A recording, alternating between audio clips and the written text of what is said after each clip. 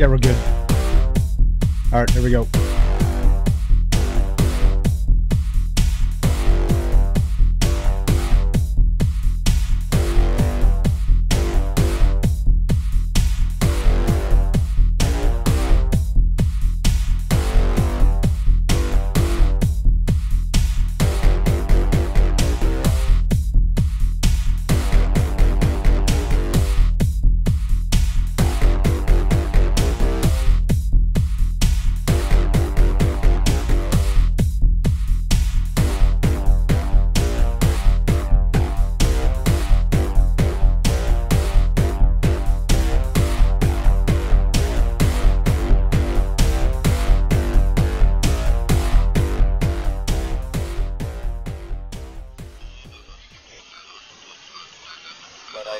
Development of full artificial intelligence would spell the end of the human race. It's a flying object and we don't know what it is. I would hope somebody is checking it out. I don't know if it was a rocket or whatever, but it could be fast, opposite direction. It was too fast to be an airplane. I'm glad the Pentagon is looking at this, because if it poses a threat, I want them on top of it. Well, the craft generates its own gravitational field. You said there's lights in the sky? The internet has become the command center for criminals and terrorists. 911, what's your emergency? I need help, please help me! Aliens won't let it happen. You know, that's what we're instructed to say. Roswell, Area 51. Alien kept deep under the ground. 1 0 1 1 1 0 1 1 6 3 2 9 7. Media doesn't have your best interest in mind. The government is self-serving. You're here for a reason. You're listening to Troubled Minds Radio.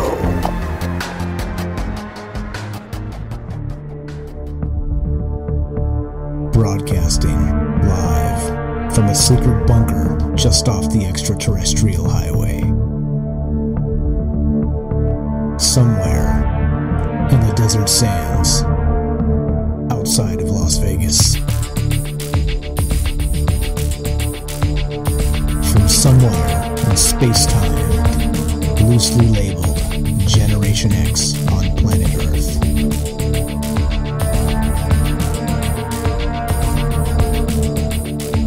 And asking questions of you, in earnest, into the digital darkness. Good evening, and welcome to Troubled Minds Radio. I am your host, Michael Strange. I'm here with your co-host, Frank Pierce. And we would like to say hello to all of you who might also have troubled minds. Alright, what's up guys? We are live. This show is live. It is Thursday night, and we're just getting warmed up. We're just getting going. All kinds of interesting things to talk about tonight. You know what they are. The taboo subjects that the government, academia, the technocracy, all the things they don't want us talking about. That's what we're here talking about. That's what we do. That's what we're going to do tonight. It is open topic nights. We've got some articles pre-selected, and what we will do is go through them to start this conversation. If you guys want to take over, the phone line is open. Discord is open. We are ready for your hot takes, ready for your feedback, ready for you to tell us we're full of crap, or not, as the case may be. So please do. And if you want to be a part of the show, the way to do that is, you know what to do. Go to troubleminds.org and find the phone number. It's 702-957-1037. The Discord link is also there on the official website. And get in here and talk to us. Talk to Frank, talk to Mike, talk to whoever might be listening. And you never know who's listening. Okay, so we'll do shout-outs in just a sec. But before we do that, everybody knows what's coming, unless you're new. If you're new, you're in for a treat. Ladies and gentlemen, your co-host, Frank Pierce.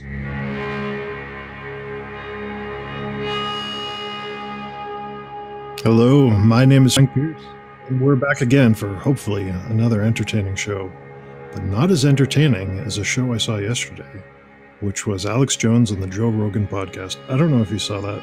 We'll talk about it in a bit. But that was the most entertaining thing I've seen in quite some time. I highly encourage you to go listen to it. And I think it's a victory for conspiracy theory, really. When they started pulling up links and proving some of the statements he said were true, well, it was amazing. I think it blew a lot of people's minds, and there's not a lot of coverage on it.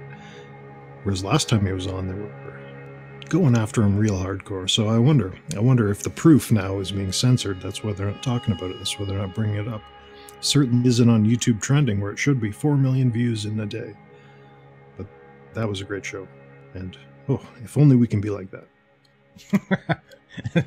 Frank's secret desire is to be like Alex Jones. Whoa. I agree. I did hear it. I did hear some of it. I got about half of it on the way home tonight. And it was interesting. Lots of good stuff. So we'll get into that, but yeah, we'll do shout outs. And I don't know. I cut you off there, Frank. Were you done? I don't want to make you not done. Oh yeah. No. Let's do the shout outs and then we'll talk about that a bit more, I think. Okay. There we go. We got, hey, Juan Carlos, what's happening? You don't get first, but you get the first on YouTube. The official first goes to Todd on Facebook. What's happening, Todd? Thanks for showing up, buddy. We got Timothy. We got Rolf. Alex, what's up from Oshawa? I'm not sure where that's at. Paul from Wisconsin, thanks for being here. Joe, no dick jokes, he says. Watch me. Paul from Texas, what's happening, buddy? Lazar. Uh-oh. Is that Lazar? The Lazar? Okay, Luis, what's happening, buddy? Sparking up his first blunt. We're with you, man. Let's see. Joey, what's happening, buddy? Justin's here. We got Steve. Hell yeah to the y'all, whatever that was. John, thanks for showing. Deanna, hello, Rob. Holy smokes. Michelle is here. Who else? Sean, what's happening? Fred, another Fred, the other Fred. Multiple Freds. Sean again, he says, okay, back at you.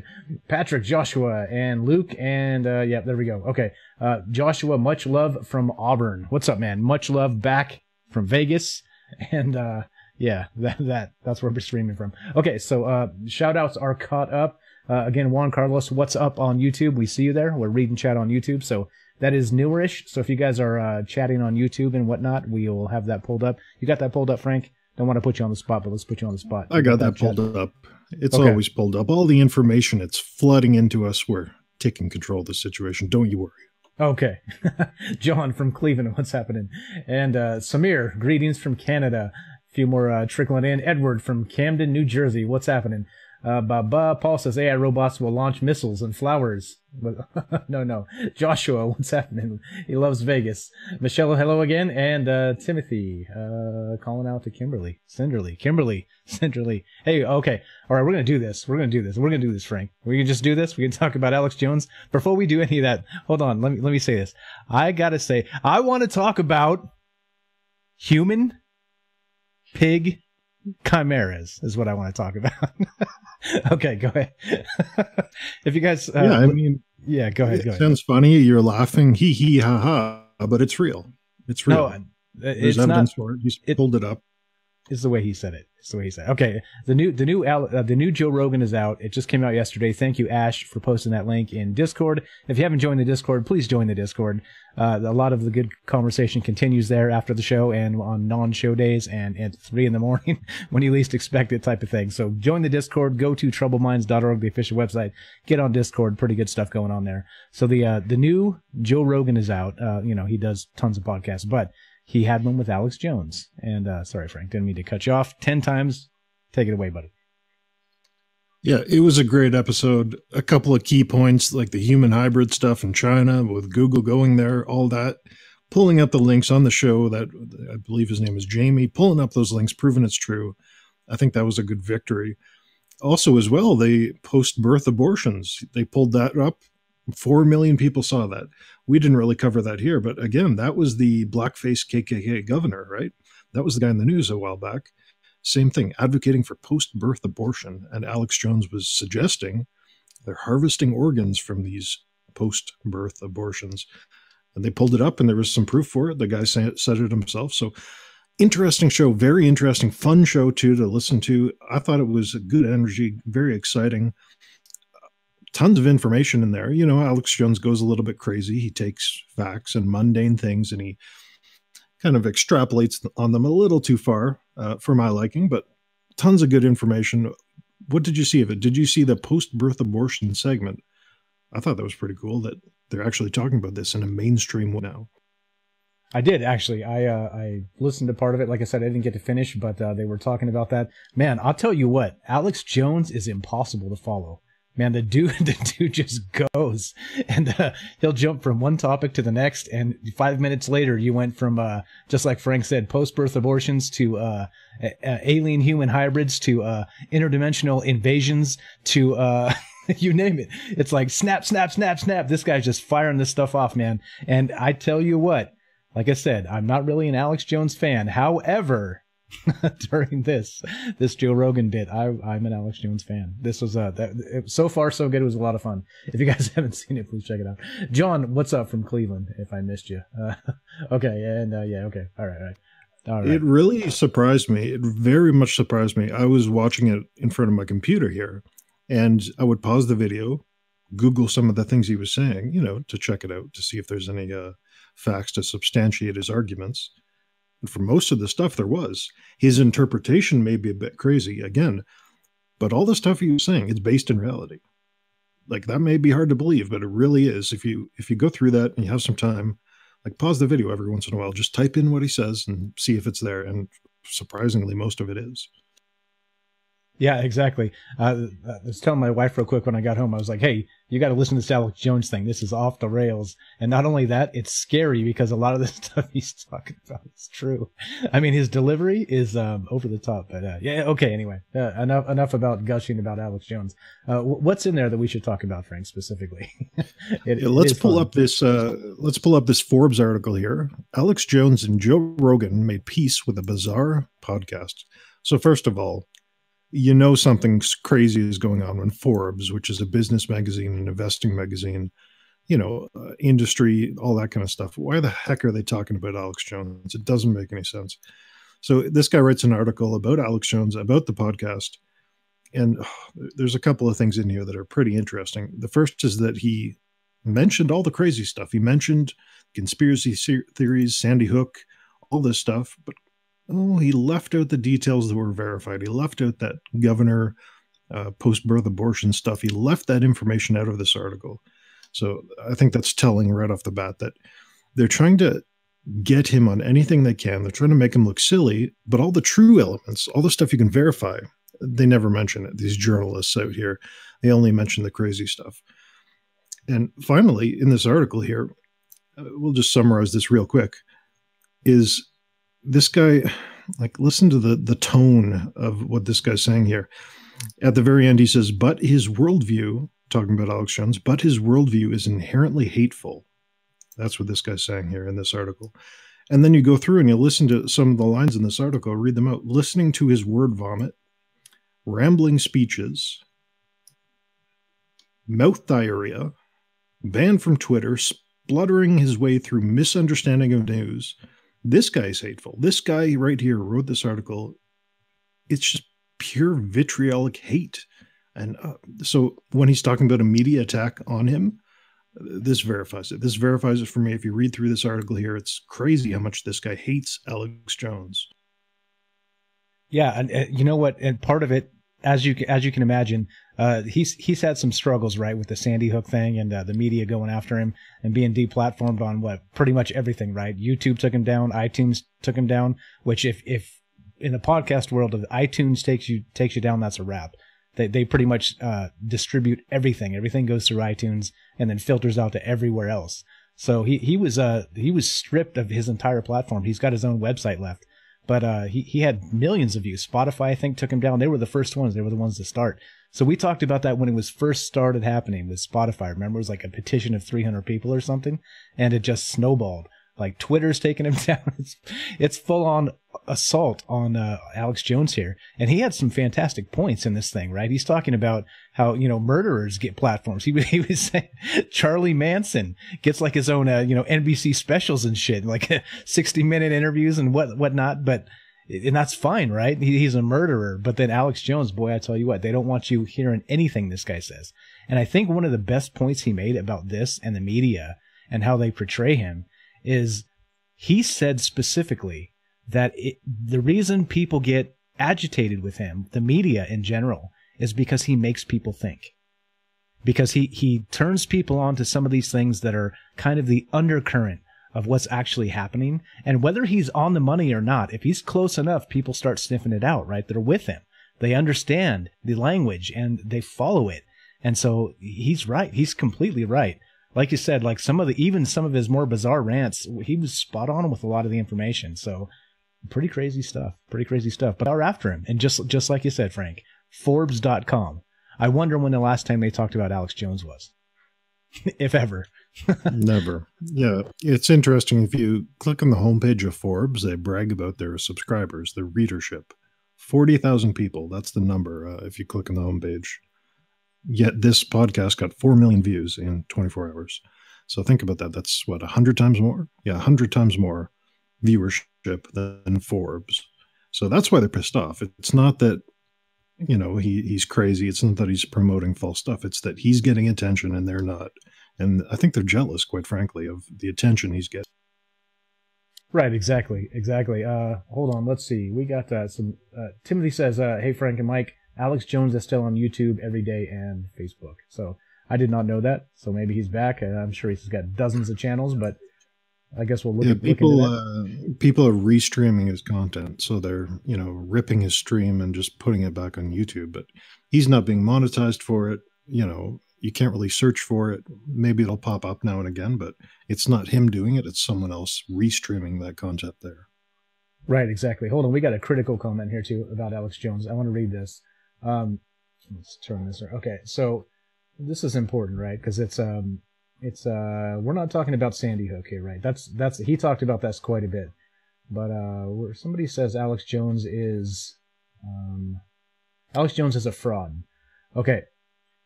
Now, have a look. Listen, just listen.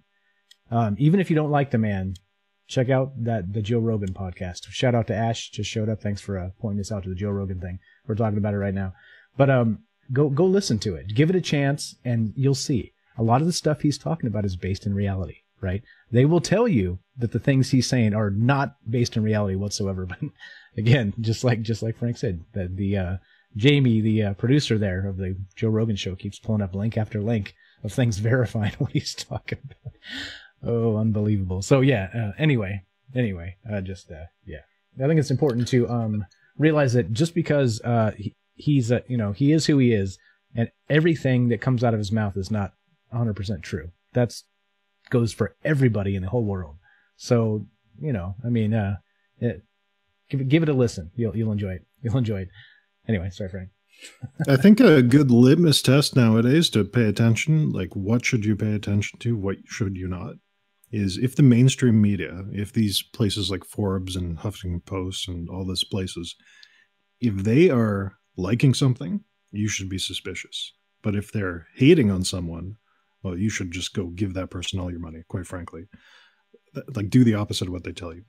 That's the feeling I'm getting nowadays, is all these places, they're all in collusion, they're all working together, they're all trying to craft a narrative. So if the mainstream media and all these B-tier publications are after someone, well, you should pay attention to them all the more. Yeah, exactly. I've always said, you can tell when they're close, right? Like most times they'll ignore these people, okay? Unless there's some concerted effort, some plan where they got together and they, which started with the Spotify thing, the 300-person petition, and it snowballed into all these things, Twitter and everything else. But if you look at what the media is actually talking about, it means that the person they're talking about is kind of on the trail, right? Like the more they hate, the more they're telling you, don't listen to this guy because, right? They're validating it. By attacking this guy, they're validating what he says, whether they know it or not. It's stupidness by the media. They just if they just ignored him entirely, do you think he'd have less reach, Frank? Do you think he'd just kind of have his own sub niche or whatever in life? No, I think they tried that for years. They tried that for years and years and years. Ignore this guy. Don't pay attention to him, whatever. And then he blew up. He exploded during that election season. So then they had to go with the other option, right? They couldn't ignore him. It wasn't working. So they had to attack him. And come on, like, you can hate the guy. You can think his voice is annoying. You can say everything he says is crazy, but at least admit they're attacking him constantly. I think you can all admit that. Even if you hate Alex Jones, you think he's an abysmal, horrible person, they attack him on a regular basis. It's clear as day. Yeah, exactly. Okay. We got tons of good comments, but all right. So can't read them all. If you guys have to be on the show and get your comments heard, give us a call, 702-957-1037. It is live. Go to troubleminds.org. You can find the Discord link there as well and the phone number. Give us a call. We're watching the phone lines. Yeah. All right. So anything else for this article, Frank? I know there's more on Alex Jones here. No, that's about it. I just thought I'd bring it up. It was a great interview. Should go listen to it. If you have time, I highly recommend it. Definitely. I agree. Again, as Frank's an Alex Jones fan, me, myself, not quite, except this was entertaining as hell. So Joe Rogan, Alex Jones, check it out. It's brand new, just dropped yesterday. Pretty hot stuff. Okay. So what's next, Frank? Okay. Before we get into the aliens and the UFOs and the Bigfoot, we got to cover this story. So we're getting to those things. We're getting to the UFOs, but let's cover this story first from BBC.com. Family pug seized by town over unpaid debts and sold on eBay. Let me read that again. Family pug seized by town over unpaid debts and sold on eBay. So a town in Germany essentially had this person living there in this town, and this person had unpaid debts. They didn't pay their dog fee, a bunch of stuff like that. So they seized their dog, seized the pug, put the thing on eBay, and sold it to recoup the costs of the back taxes and all this kind of stuff. This is what happens when you let the government get too much control. Think about what they did here. A nice, cute little doggy. You're taking it for a walk, you're enjoying it, you're playing with it.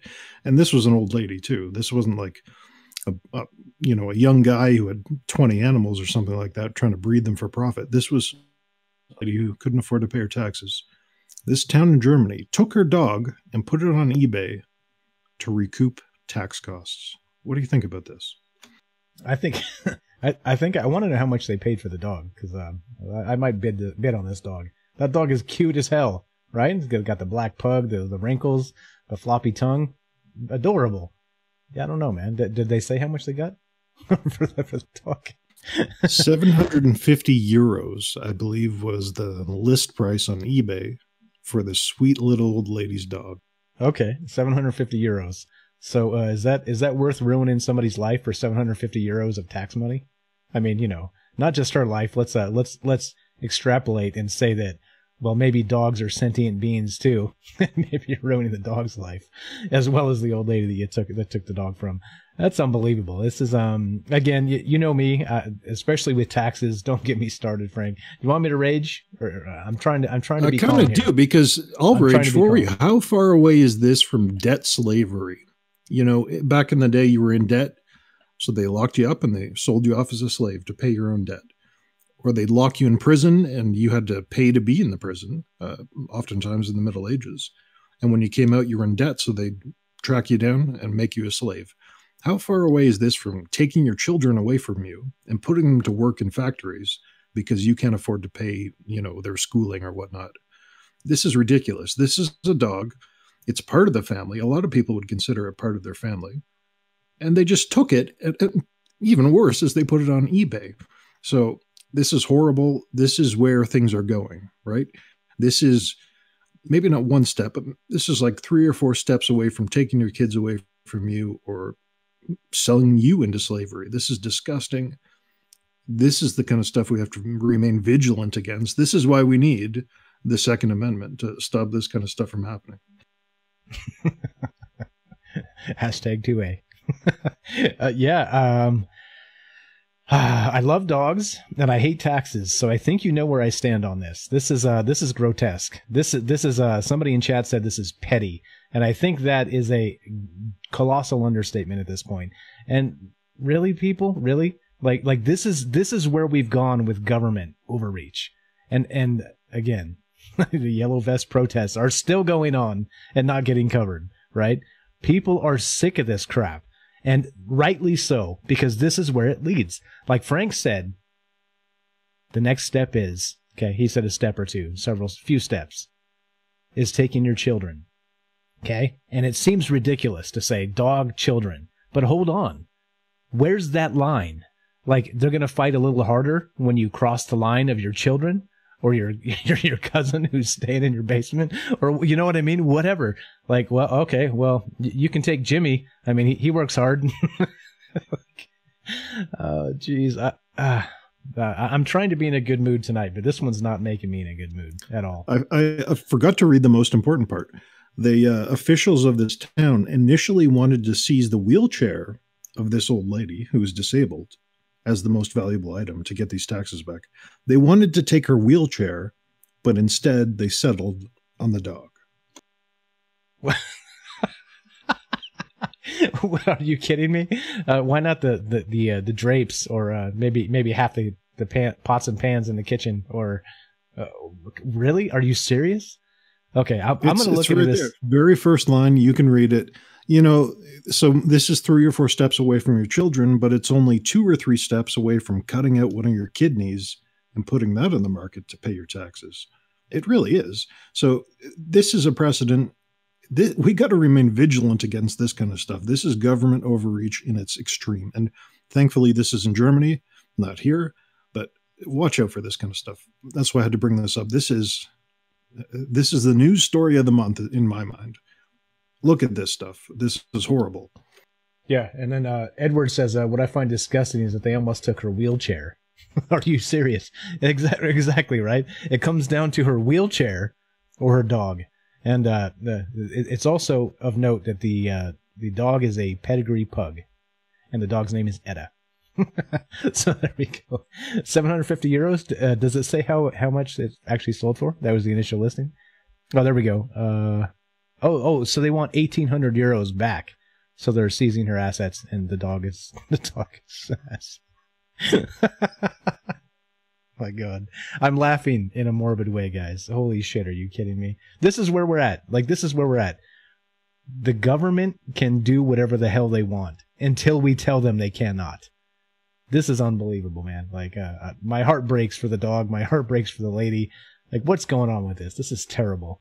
Terrible, terrible, terrible. Do you have any good news, Frank? Holy crap. Please. No. No. No good news today. No good news today. I can give you more bad news if you want. Okay, fine. Let's do bad news that doesn't include a cute pug. How about that? Okay. Let me click open this link here. Here's a good one. We meant to talk about this a while ago, but we'll bring this up real quick here. From the Jerusalem Post. I'm sure that's an unbiased source of news information. The Jerusalem Post. Holocaust denier David Icke is banned from Australia. So the British writer was meant to tour Australia in March and give a speaking tour essentially about September 11th and the British royal family and alien lizard hybrid people. All right, we all know David Icke, but he is banned from Australia. And the reason given is because he's a Holocaust denier. So this is the Jerusalem Post. Now, of course, they never actually go out and research whether or not that's true or not, whether he is actually advocating the Holocaust denial, but they say it here. So they're celebrating this idea. They're celebrating the fact that he was banned from the country, even though he's been there 10 times since 1997, and his talks did not cause any incidents. So David Icke, I don't know if you ever listened to his talks on YouTube, or he's a very eloquent speaker. It's very entertaining what he says. It's fun to listen to him. You don't have to take it 100% seriously, but he's a great speaker, and it's a lot of fun to listen to. But now he's banned from the country of Australia for Holocaust denial. What do you think? I'm not sure. I have listened to David Icke from time to time, but I can't ever remember him saying anything remotely close to that. I don't know. That seems, I don't know. I'd have to see the clip, right? Like the clip of Alex Jones saying, Sandy Hook, Sandy Hook, Sandy Hook, Sandy Hook. I'm sure some media source out there has put together some kind of clip of all the damning things that he said. Don't you wait, Frank, or don't you worry. They're coming for us too. Once we get enough people listening and watching and being a part of this, they're going to do it to us. They're going to go back through hundreds of hours of audio, and they're going to take this sentence and that sentence and stitch it together, and they're going to make me a Holocaust denier. I guarantee it. And I've never said anything remotely close. But, oh, shit. This is where we're at. This is where we're at. Banned for sharing your ideas. Banned from a country for this thing. Now, unlike the Jerusalem Post, I did my research here. So I went to see, because I've listened to David Icke for probably 10 years now, I went to see the source of this information, to see if he really is a Holocaust denier, because I've never heard of that. You said you've never heard of that. I went to look up into it, pull up this link from antisemitism.org. That sounds like another great unbiased source of research. Antisemitism.org. David Icke is a Holocaust denier. So this is, as far as I can tell, the origin of the claim that he's a Holocaust denier, is this kind of posting here. So Icke is up to his usual tricks. He's advocating reading a book from a Holocaust denier.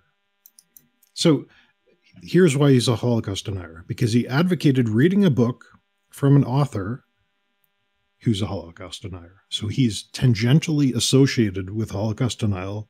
Therefore, he's a Holocaust denier too. Does that make sense? Yeah, it makes perfect sense. I mean, you know, Don Lemon show.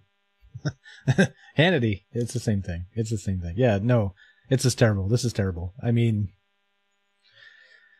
association, right? Yeah, by this logic, we are now Holocaust deniers, and you in the audience are now Holocaust deniers too. Right. Because you're connected to this chain. So, again, as far as I could tell, David Icke has never directly denied the Holocaust. Yet the Jerusalem Post and all these news articles in the country of Australia would have you believe he's out there doing it. It's a lie. As far as I can tell, it's a lie. He recommended to read a book from a Holocaust denier that wasn't even about Holocaust denial. So there you go. This is the world we're in nowadays. Yeah, I mean, this is what we're looking at. It's terrible. And not only that, this is, again, hit piece after hit piece after hit piece.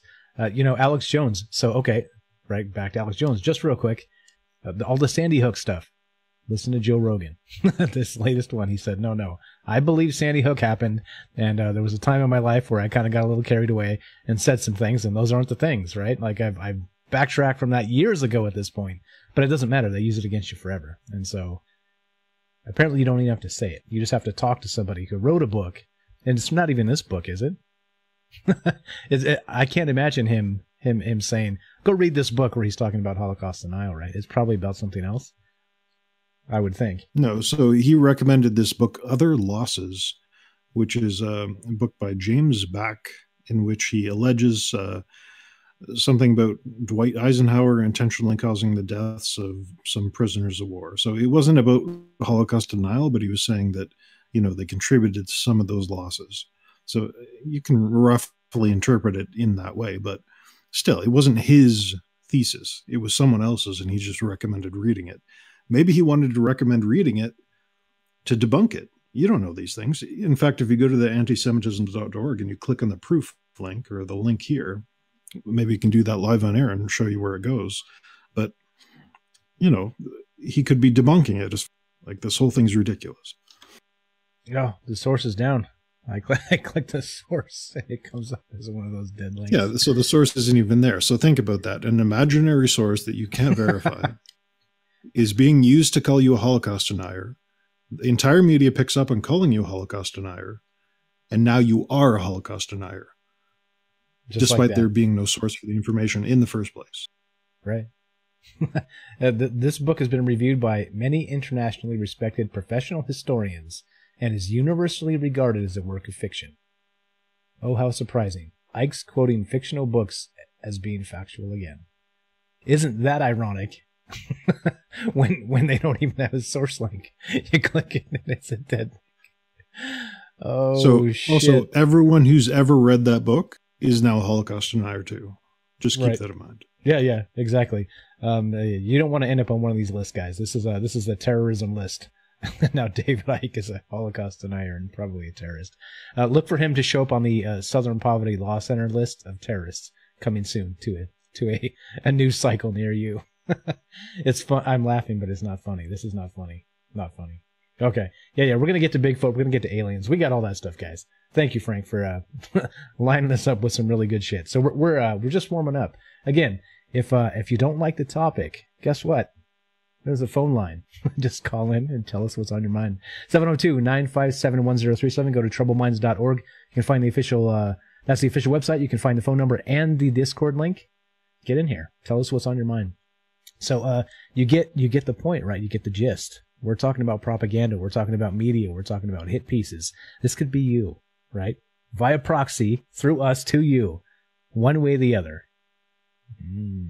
Maybe they find a comment that you put in the chat of this stream that maybe years from now is years old.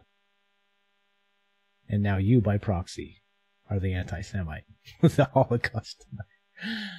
Oh, shit. The world we live in. This kind of stuff that we're talking about here, sorry to interrupt you, this kind of stuff we're talking about here it's like eating your vegetables before you enjoy your dessert after dinner. You know, you need to eat these vegetables. You need the context of these things when you start looking at UFOs and aliens, because you need to understand how the system works.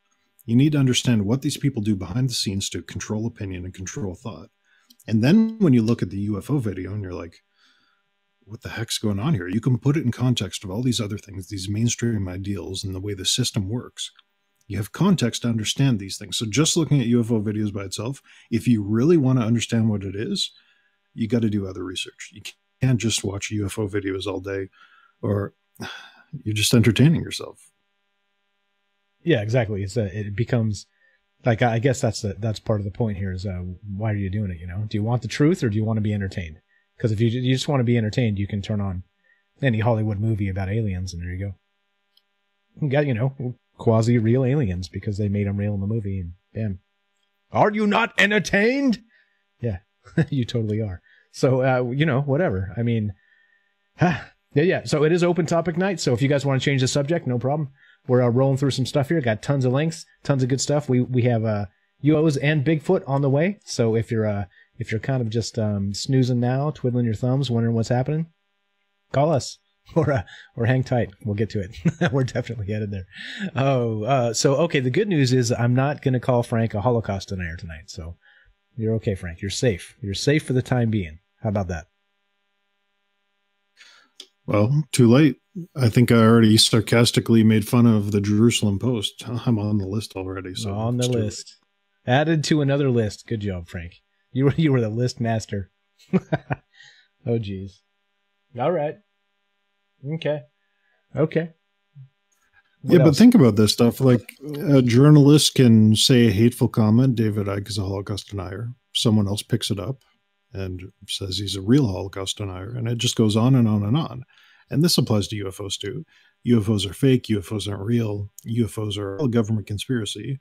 Then another journalist picks up that crazy idea with no source, no proof, writes it as fact, and then the cycle continues.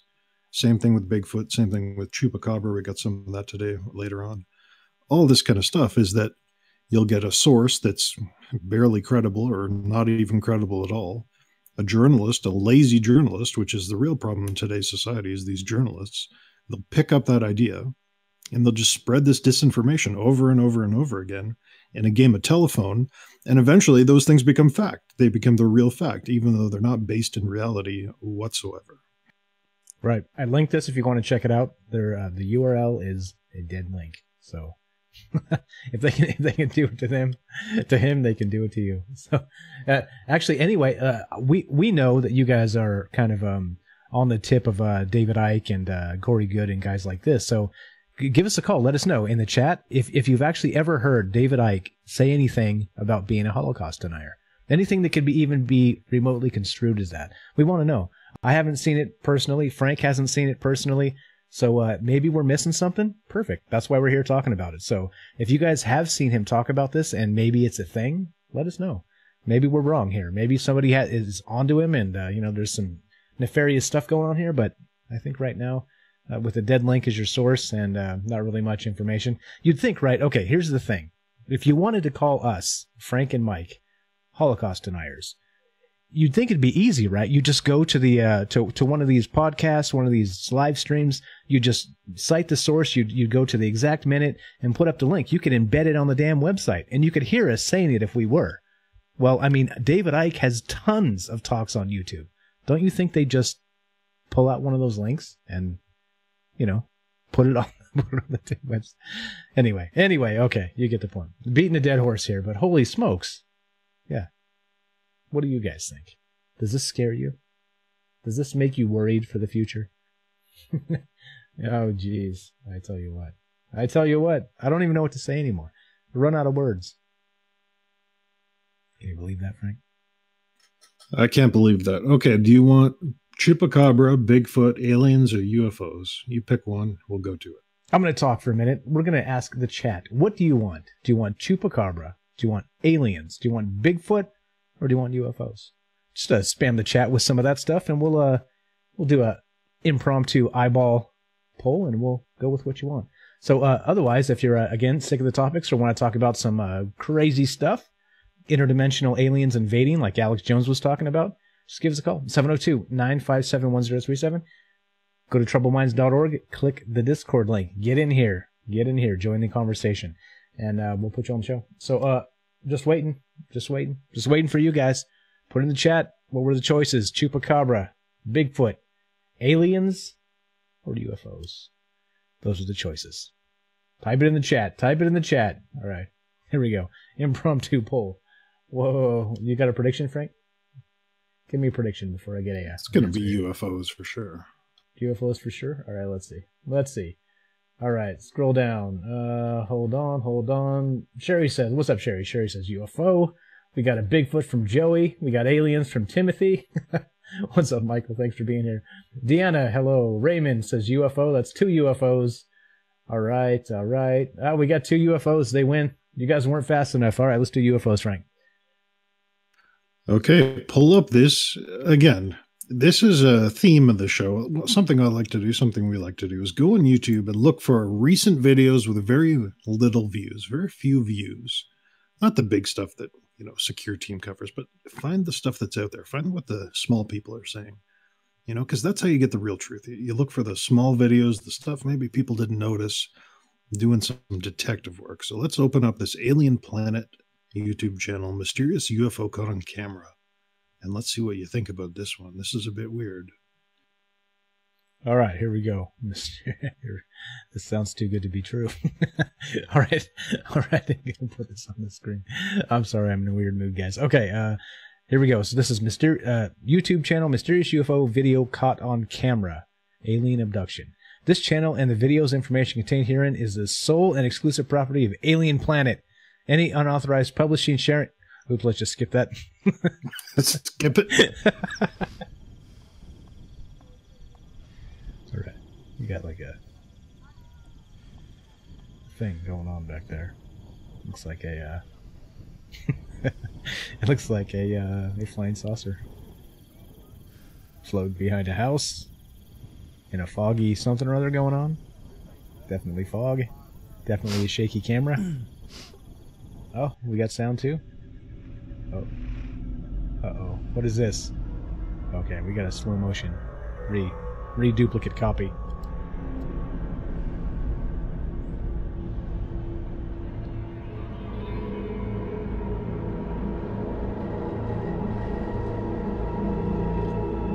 What do you think so far?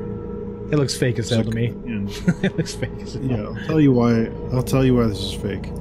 If you notice on the left-hand side of this craft, there's like a light. There's a reflection of the light source on the left-hand side. You can see that shimmering band where the light's reflecting off of it. But as it goes behind the building, that shimmering band, it's not blocked by the building. The light source is not blocked by that building. It stays there. It doesn't go into the shadow of the building. Not to mention all the fog, not to mention all this other stuff. And the creepy music just takes it way over the top. But I'm leaning on fake with this one. I don't think it's real. Yeah, this looks fake as hell. It looks like a Photoshop job. Yeah, there's nothing real about this. What do you guys think? Again, right? We're 4 eyeballs here. So if you guys are seeing something we're not, and you think this is excuse me, maybe real or maybe not real, or who knows? Maybe who knows? What are we missing? What are we missing? Again, why we do this live? We want you to participate. Why are we missing? Don't make me ask for the pity call. If you guys are, yeah, here, I'll actually put the link in the chat so you can check it out full screen if you want to have a look. I'll go back to the beginning here and play this sucker. All right, here we go. Here is the link itself, and you can have a look yourself and see on a full screen. But it does look very cartoony to me. How about that? I think that's a good way to put it. It's very so the camera, okay, and the thing about the camera is it's not shaken like you get somebody actually shaking when they're trying to film something in the sky. If you've never done that yourself, you'll understand what I mean. Or if you have done that yourself. Because this thing has to be either very close or very fake. You see what I'm saying? Makes sense, Frank? They're not shaking that much. How hard is it to keep it on a house? If you look at enough of these things, set the camera down on the rock that's right in front of you. Do something like that. But if you look at enough of these things, you get the perspective of what's real, what's fake. You know, the fake video in the Discord that I believe it was Grand made, that was much better than this one. A fake UFO video that one of the listeners made.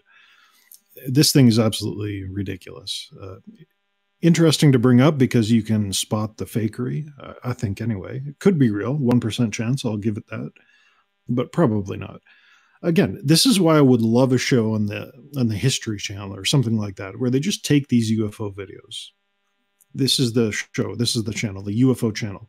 They take these videos, they have a CGI Photoshop expert, they have a physics expert, they have an anthropologist of some kind or something like that, then they have a military guy. And all these 4 people do, maybe 5, get some IT wizard in there.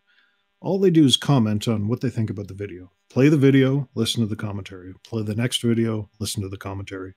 I think if we had something like that, the UFO channel, where they just looked at these videos and gave commentary on them, oh, that would be amazing.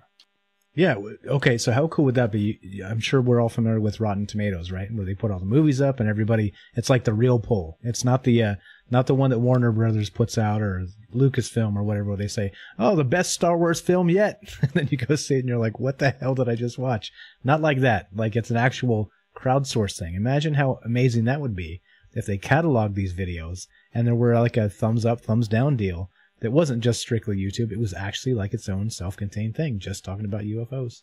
That'd be amazing, right? Because this, I'm pretty sure, would get a ton of thumbs downs. This would be, I don't know, just a spitball, and I can't really say, you know, what other people think, but, you know, from my perspective, it looks mostly fake. So I would think it's like 75% thumbs downs, you know? So, and again, so not because of the fact that aliens don't exist or, you know, unidentified objects don't exist, flying objects don't exist, but because the shaking camera looks fake. Because tell me, you can't focus on a house, right? Anybody can focus on a damn house and stay completely still. I mean, only if that thing is zoomed in to the maximum degree. But even then, wouldn't you just run toward the house if it's that close? I don't know. Anyway, there's some definitely suspicious things going on here. I think that's for sure. Well, that's a good question you asked there. If you were in that situation, you're standing by that tree, you're in the foggy moor, and you got this ship low to the ground going behind a house, would you run towards it? Really? Would you really do that? Well, no, exactly. That's the thing, right? So the more real it looked and the closer it was, probably the less likely I am to run directly toward this thing or to stop to film, right? Like there's that, humans have this thing called the fight or flight response, right? And so sometimes we can overcome this with logic, but other times we can't. And sometimes we are taken by, we're frightened. And so, you know, like that Bigfoot video we watched in the last show, those kids were running and screaming and almost had me sold, right? But then they recovered pretty quickly. So there's no fear here. There's just a shaky camera. I don't know. Anyway, so if you guys have comments on this, please give us a call. If you have other UFO videos, I see Kelly linked one. We'll pull that up and look in a sec. Thank you, Kelly. And we'll again, that's what we're doing. Yeah. So 702-957-1037 is the phone number. Open lines. Still waiting for you guys. Go to troubleminds.org, the official website. Click on the Discord link. Get in Discord. You can be on the show that way as well. All right. All right, hold on. Let's see. Yeah, hold on. Go back and get this. I saw Kelly link something up a ways back. I think if I were in this situation, with this particular situation, I'd light that building on fire, then run the hell away, and hope that the smoke causes these aliens to asphyxiate and crash. That's the best I could do. That's the best I could think of doing, is light the building on fire, then run away. Okay. That's pretty savage. You're savage, Frank. Did you get arson? And breaking the law again? Here we go. Hold on. I got this for you, Frank, too. I think that's got to be an extenuating circumstance. Yes, court. Yes, judge. I had to burn a building down. But I also captured the first alien specimens. I captured their ship. Come on. That's a good excuse if you ever had one. Yeah, exactly, right. I agree. If you go into a judge and you have actual photographic evidence, and maybe you burn down the UFO. I mean, maybe physical evidence also. Who knows? I mean, maybe they'll let you off non-insanity charges. Who knows, right? Because again, these stuffy people in these positions don't take things seriously. Okay, Kelly says, here's one Kelly just sent in. Thank you. We're going to play this. He says, go to 1 minute, 15 seconds, which we're at, and play. Let's see what you think. It looks similar. Okay. All right. Action. Playing this sucker. Frank, you got a copy, yeah? I got it. I'm enamored already. This is reminding me of Jonathan Reed, who we covered. This is crazy. I was going to say the same thing. It kind of gives me the same vibe. Floating out there in the middle of the, wherever, we're in the middle of nowhere, and just kind of stationary by the looks. I mean, the YouTube video, it does its best dramatic zoom in, zoom out, move around type thing, but it definitely seems like it's just kind of floating out there. If you guys remember that was the story with the alien in the freezer. And if you haven't listened to it, I highly recommend it. That's probably one of our better shows. Go back and check that one out. And this seems very similar. Kind of the backdrop of the forest and a UFO just kind of floating there. To me, okay, I'll let you go first, Frank. What do you think? Well, there's a great comment here, the very first comment on YouTube. Next time you get, quote unquote, I hope they keep you. That's savage. Yeah, it looks good. I don't know. I don't know this guy's backstory, and that's important, having the context. I'm going to look into this guy later and see what his whole story is. Looks impressive. It doesn't look outright fake like the one we just saw. And maybe his story has more context that supports this idea. He talking about the abduction, talking about going inside this craft, all that kind of stuff. I don't know. I'd have to reserve judgment on this one, whereas the previous one was definitely fake. Yeah, okay, exactly. So this looks like it could be because of the shaky editing, I guess, on this thing. It's like they don't want to. Again, scream suspicious when you don't want to actually really highlight the evidence of the full screen photograph and then maybe zoom in directly to the thing. They're kind of bouncing around, right? They're kind of zooming in, zooming out. They're doing like these video effects. They're trying to make it seem scarier than it might be. It makes me suspicious, right? Definitely makes me suspicious. So, yeah, that's my thought. Anyway, I'm going to put this link in the chat if you guys want a close look yourself. And again, open lines. We have a call here we're going to take in just a sec. But if you want to comment on this or anything else, get on behind this caller. We'll put you on the show. You can talk to Frank and Mike and whoever might be listening and talk about UFOs. We're looking at these UFOs here, so it is in the chat if you guys are interested in this link. And we're going to go to the call in just a sec. All right, let's see. Let's put this in the other chats, which would be Twitch and YouTube, and there we go. All the other ones. All right, everything's in all the other ones. Anything on this, Frank, before we go to the caller?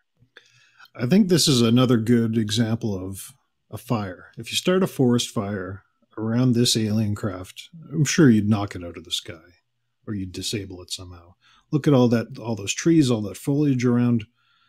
Light it on fire, capture the ship, do something. Don't walk towards it. This guy near the end of the video says he walks towards it and then he lost his consciousness. No. Throw some trees at it. Do something. Don't get on the ship. If you're out there, do not get on the ship. It's not good. Don't do it. Don't do it. Stay away from the light. Stay away from the light. Okay, all right, we're going to go to the call. Oh, boy, I tell you what, I'm in a weird mood. All right, here we go. What's up, Joe from Florida? You're on Trouble Minds with Frank and Mike. What's on your mind, my man? Hey, guys. What's going on? Can you hear me okay? Yep, hear you fine. How about you, Frank? Yep, I can hear you. Can you hear me? Is everything fixed?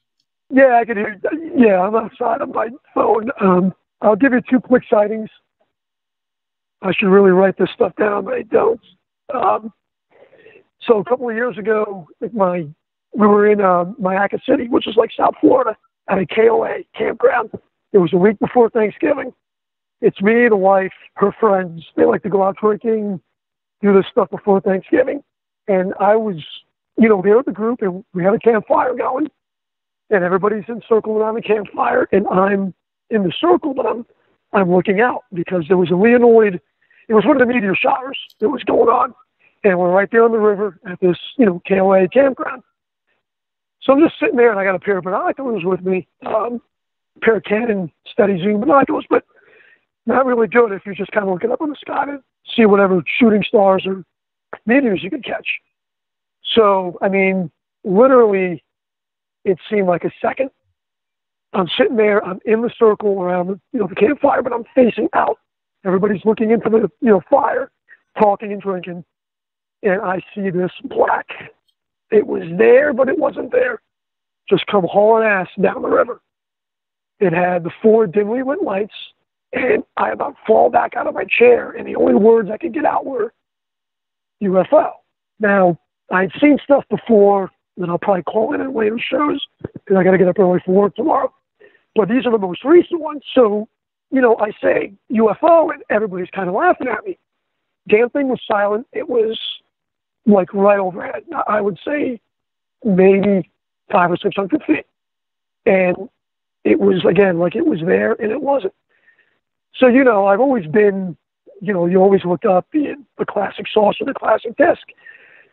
So later that night, and it was already late, but later that night, we go in, and we're staying in it was a little like single wide trailer there that they had on the campground. So I go in, and I start on my cell phone. I'm looking, UFO sightings in Mayaca. And sure as shit, 2 weeks earlier, some kids had reported seeing some stuff out in the Gulf of Mexico. So, now you're starting to see that there was a little trend of sightings in that area in the time frame. But I had never seen the chevron, is what it was. It was that black chevron. Even though I had blurted out UFO, the thought to me that really came to mind was it was a drone or one of ours. MacDill Air Force Base is close to where I live. If you had to get something out into the Gulf of Mexico, if you had to get something out to Eglin Air Force Base, one of the other bases, you might take it out over the river. The thing is when I Googled Chevron UFO, somebody had a drawing of one, and apparently it was drawn from Florida. Somebody in Florida had seen this object, and the way they drew it was the way I had seen it. It was really weird. It was like it was shrouded in its own mist or its own cloud, which if you hear of other descriptions, it's the same thing. Dimly lit, there, maybe not there. The only thing I can think of is some kind of electromagnetic craft. Maybe they've mastered that supposed testing technology on the Philadelphia experiment. Who knows? Maybe it wasn't piloted. It just looked like it was cloaked, but not cloaked, if that was the best description. And funny thing was when I Googled Mayaca and all of that, there is a website for a guy in Mayaca that supposedly sees the skunk ape. So that kind of, it was my first time in Mayaca, and I'm like, this is a strange town. So that's like a whole other thing when it comes to the skunk ape or, the Sasquatch. There was a guy down there that had a whole other site about the skunk ape.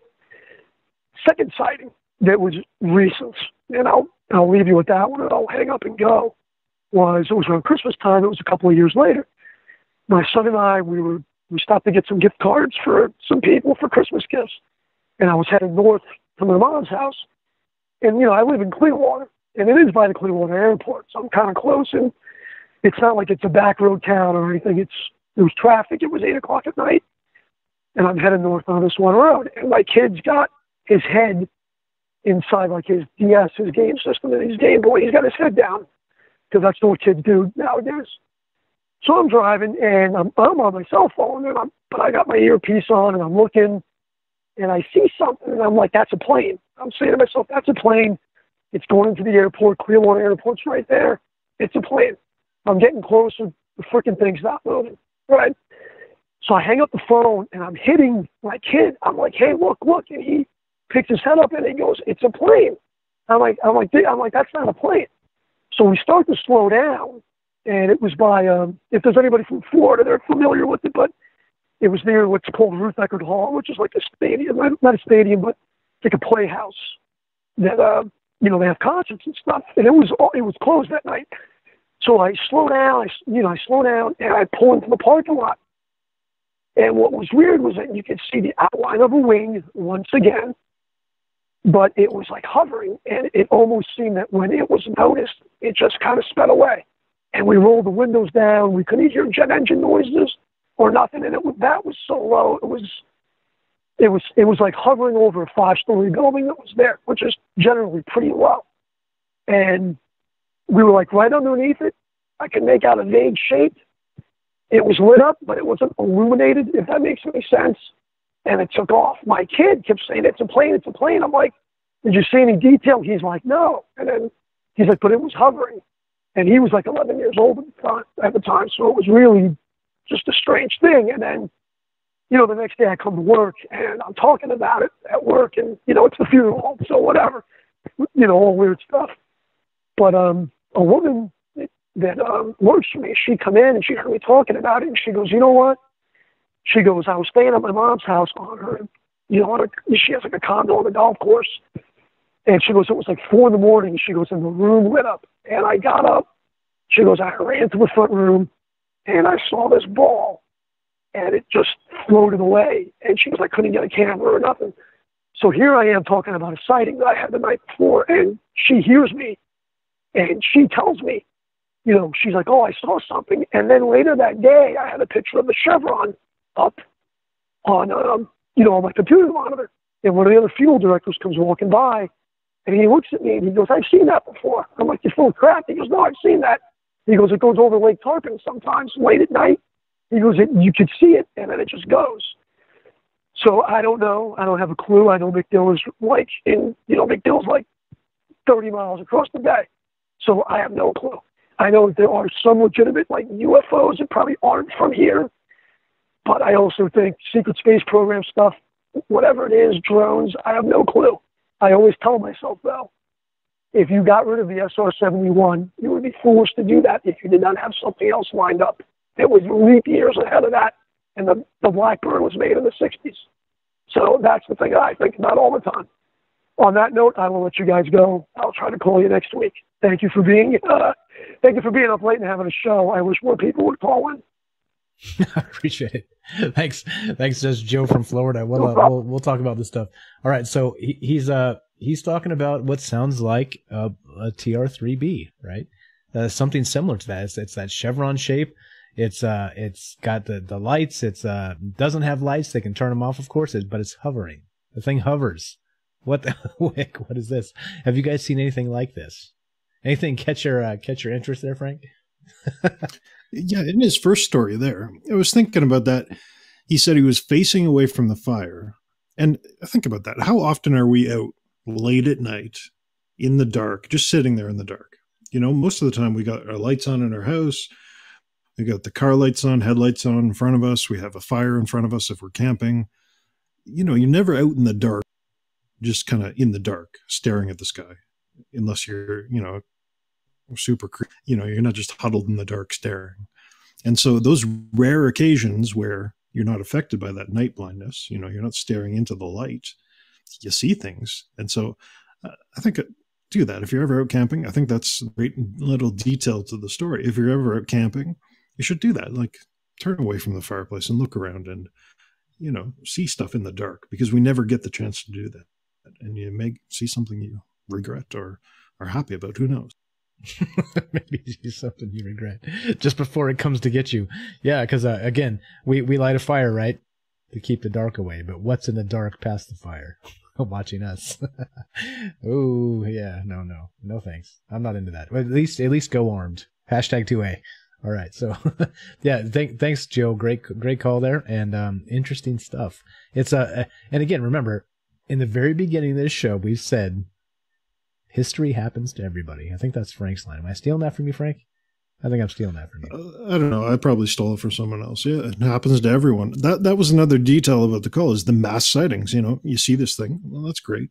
And you could be pardon my language, you could go and post about it on Reddit for some karma points, about seeing this thing, or you could go ask around and see if anyone else has seen it. Look up sighting reports, kind of back up the evidence in the time frame of the sighting, which he did there, which is amazing.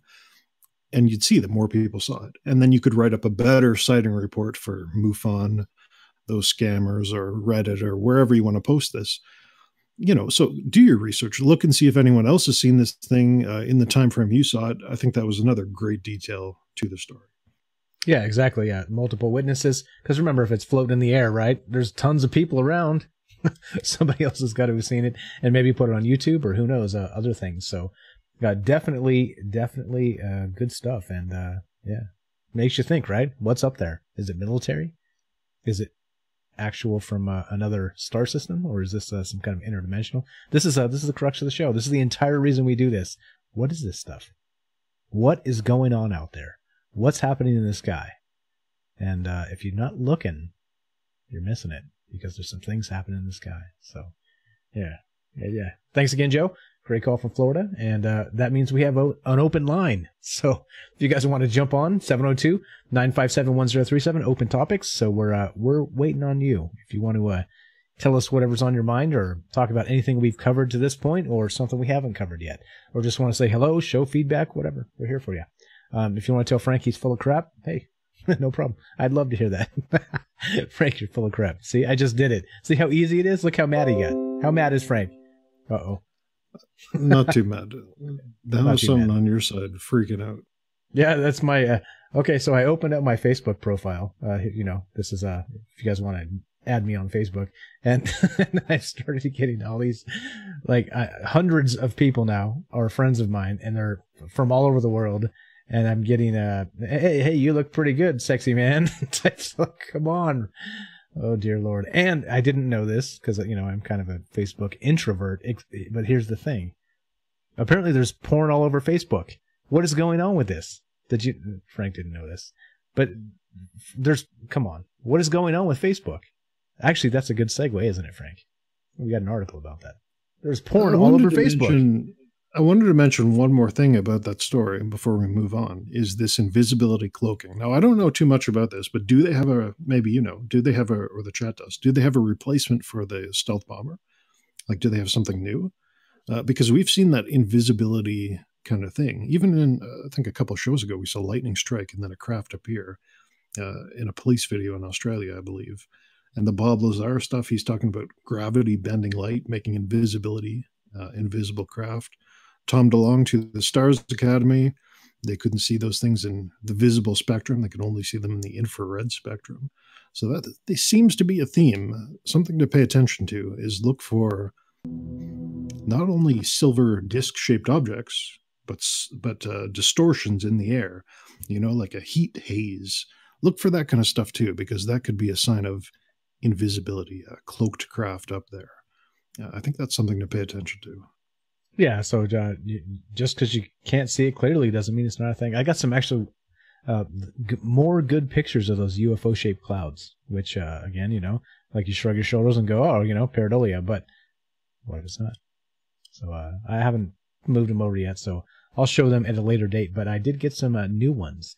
I showed you the last one, and it was shaped like, what was that, like a classic UFO. Right in the clouds, right there, pareidolia, swamp gas, ball lightning, right there. Photographic evidence.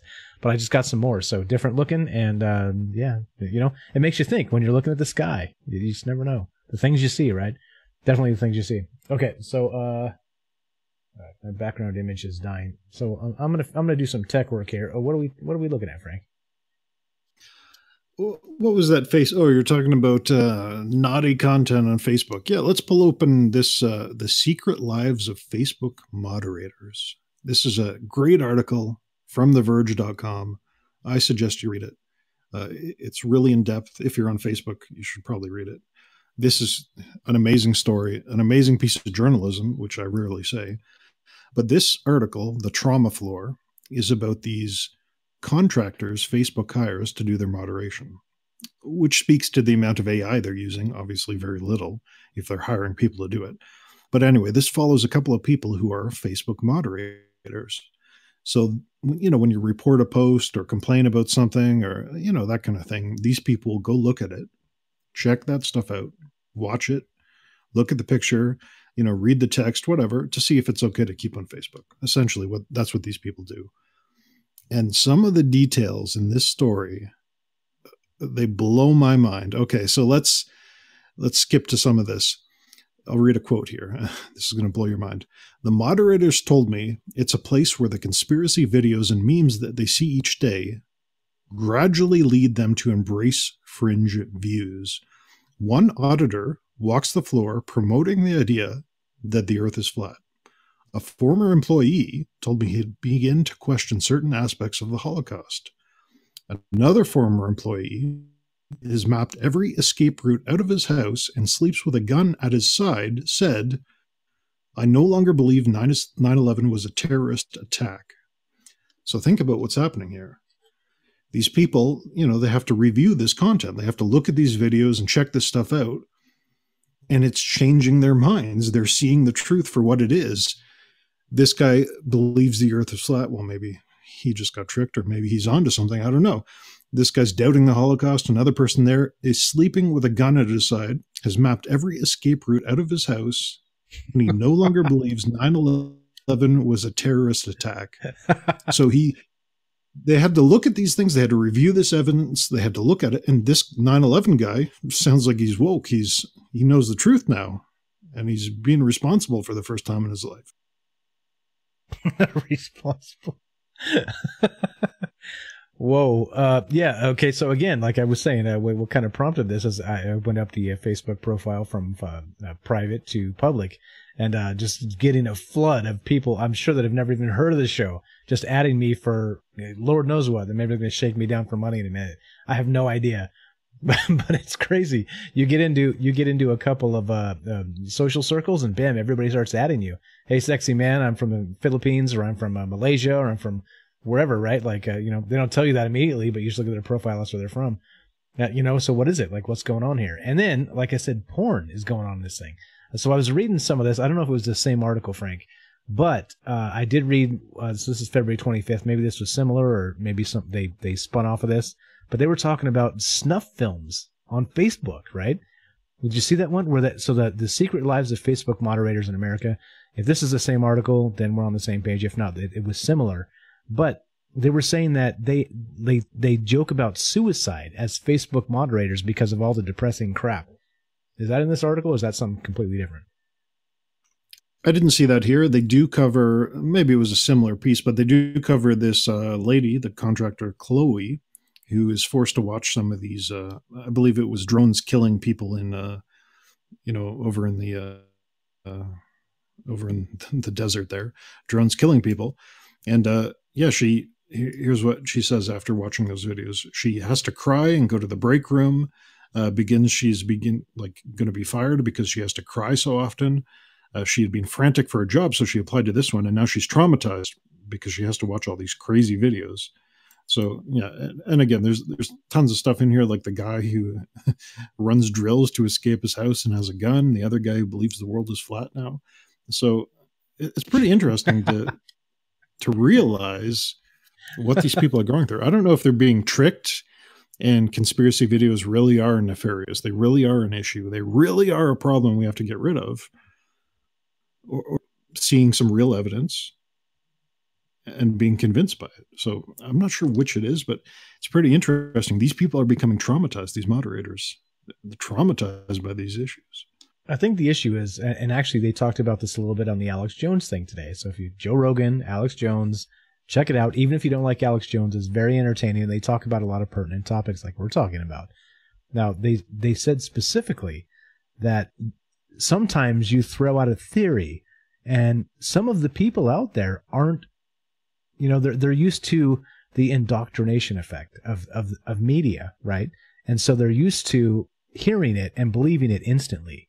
And so Alex Jones was saying, like, there's some things he said, speculatively, or maybe this is possible. People are saying this on the internet. But what happens is, because he has a larger platform, he amplifies it. And there's people out there that can't differentiate and think for themselves, and so they buy it hook, line, and sinker. And so maybe we're in this, right? Like, again, the whole point of the show is we talk about crazy things, but it doesn't mean all the crazy things we talk about are real. Okay? There are some crazy things that are real. Okay? But there's a lot of crazy stuff that's fake too. So that's the whole point here, right? Like, yeah, I got a great comment here. I got to read this. Thomas says, "You guys should stay away from porn. Sounds like you have porn issues." What? Hey, let's stream some porn, Frank. You got anything good? I'm just kidding. What the hell? Where did that come from? I'm saying it's on Facebook. How is that possible when they have, like, the technocracy takes us down for a copyright thing midstream in real time, right? They take us down for saying something, I don't know, untoward or unsavory. We say these things, and it's happened to us on this show. Okay, we've been taken down in real time on a live stream, but somehow, some way, these people have porn on their. Do not understand what I'm saying. I'm like, what is going on with this? How on God's green earth do they allow some things that shouldn't be there, but other things they're Johnny on the spot, snap your fingers, and they take down immediately in real time? What is going on with that? I'm not kidding. It's out there. It's out there. Yeah, it speaks to what's important, right? For these people to cover up or to get rid of porn, negative things, all this negative porn, that's fine. All the, incest role play and all that crazy stuff people are into, that's fine. 9/11 conspiracies. No. You can't talk about that. You can see this horrible pornography, but a 9/11 conspiracy video, no, that's dangerous. So, I think that points to the truth, right? They don't care if you mess yourself up by watching too much porn, all this crazy stuff. They care if you question the government. And there you go. That's it. They did have that in the article, what you were talking about earlier. Off-color jokes about self-harm were also common. Drinking to forget was a topic. This one guy says he was at the grocery store and he would accidentally say offensive things all the time, and then he would realize where he was. And some of these moderators actually became racist as a result of watching these videos too. So interesting. I'm not sure I'm interested. I'm laughing, but it's not funny. It's not funny.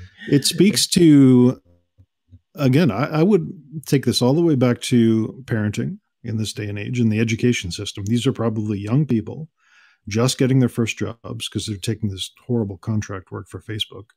They even said they're making like 20 grand a year or something. So they're taking their first jobs. They don't really have an education, probably raised in this horrible school system, and they're suggestible. I think that's the theme of this article, is these people are suggestible. They cannot think for themselves. This guy who had to moderate the flat earth videos is now believing flat earth. This guy who was watching these government conspiracy videos, moderating them, again, he's planned routes out of his house. He runs drills. He sleeps with a gun, right? He's so suggestible that he buys into all this stuff. He doesn't question it. He just believes it. So that's where I would point the blame here, is not the content, not the platform. It's these people in the education system. They just believe whatever they're told. Well, exactly. But then the entire media is that whole indoctrination system that goes with the education. They work together against you, against me, against everybody.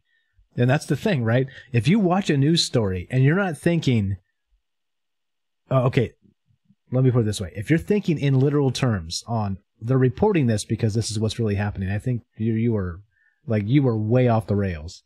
Like, of course, there are things that get reported and are real, okay? But the propaganda machine spins it. And so when I see the news, what I think, and I hope this is, mostly correct, is I think, why are they telling me this? Like, why is this in the news cycle for 4 days straight, 24 hours a day? Like, what are they trying to tell me by shoving this news down my throat. Quote news, fake news down my throat. What are they trying to tell? What are they trying to make me believe? Right? Like if you step back a second, and go, okay, well, is this a small sample thing where they like, they pick one particular story and give you the sob story about, that lines up to a political view? It happens every single day on every single network. It's insane. Step back and think. What are they trying to make me believe with this story? Because chances are it's not a real actual news story. Anyway. Even this article here. So the essence of the article is there's horrible stuff on Facebook. We have to remove it. That's the essence of the article. So at the very end here, they write, employee Lee says, if we weren't doing the job, Facebook would be so ugly. If we weren't doing this job, Facebook would be ugly. We're seeing all that stuff on their behalf. And hell yeah, we make some wrong calls. That's key. We make some wrong calls, but people don't know that there's actual human beings behind those seats. So honestly, in line with what we were just talking about, I think this is a puff piece made to legitimize the fact that Facebook can remove stuff. And hell yeah, we make some wrong calls. That's the entire essence of this article. In the very final lines is they're trying to legitimize the fact that they're removing information from it. That's my opinion. Yeah, we got a great comment here. Benjamin says, I'm available for any interviews if you're willing to travel to Zacatecas, Mexico. Check it out. You can come to us. Give us a call, 702-957-1037. That's a Vegas area code. If that's not your thing, download Discord. It's free. If you're watching on the internet, Discord is free. Get on here. We'll interview you right now. Download that shit. Go to troubleminds.org. We want to interview you right now. Download Discord. Get in here. All right. Calling you out, Benjamin. We're ready. We're ready for this interview. Give us a call. And that's open to anybody else as well. So please do that. Do your thing. And, yeah. Yeah. All kinds of, all I do is bring up porn, right? I mentioned it twice and the entire chat goes afire with porn. I tell you what, what's going on? I've got the porn problem? No, you guys have the porn problem. Jesus. What is going on here? Okay. Anyway, anything else with this, Frank, about the Facebook business, the secret lives of Facebook moderators? Yeah, again, I'm not sure what to think, if these people are actually just stupid and they believe everything, or if this is just a propaganda in its finest form. Drip a little few interesting details out here so you believe it, and then go to the end and you're like, yes, Facebook should be moderated. I'm not sure what to believe here. Probably the real story is it's just a bunch of people begging for workers' compensation for being traumatized. I think that's probably a good theory too. Yeah, that wouldn't surprise me a single bit. Absolutely. Okay, so there we go. I'm sending out the message to Benjamin. You've got the phone number. You've got the link. Get on here. Tell us what's up. Okay, so there you go. There's the Facebook moderators. So interesting, right? It's funny how the news cycles work. So this wasn't the article I saw, but within the last week, I definitely saw an article about Facebook moderators, and they were talking about snuff films. They were talking about all kinds of grotesque pornography, racist stuff to the nth degree, like you name it. And this is what they were talking about in this thing. So weird, right? How you get one piece that's very similar reported by this guy, and another piece that's also very similar reported by the other guy. So what does that tell you? Does it seem like it might be a smear piece on Facebook, possibly? If you get some of these news media kind of positioning themselves in particular areas where they're kind of talking shit about Facebook and some of the dirty stuff that goes on behind the scenes. Could be. I got a question for you though. Do you have an escape route planned out of your house? Do you do drills? Hell in case yeah. someone knocks on your door? Oh yeah. Honestly, that sounds crazy, but you should probably have an escape route out of your house. You should probably realize where your fire extinguisher is, or, stuff like this. Like, that's responsible behavior. And, you laughed at me earlier when I said that, but honestly, that's responsible to have a drill for your kids or whatever to escape. If there's a fire in the living room or a fire in the kitchen, where should you go? What should you do? I think that's perfectly acceptable behavior. Yeah, why not? I mean, for sure. I've got one. We got bullets at the ready. You don't want to be kicking the door in this house because things will go bad really fast for you. I'm just saying. #2A. All right, but yeah, I mean, these are smart things, right? Like you talk about bug out bags and things like this. In this day and age, it's I don't think it's paranoid at all to have a plan, to have extra resources on hand in case something happens. If you catch my drift, who knows, man? You never know what's about to go down, and tomorrow could be the day. You just never know. So, do you have water in your house?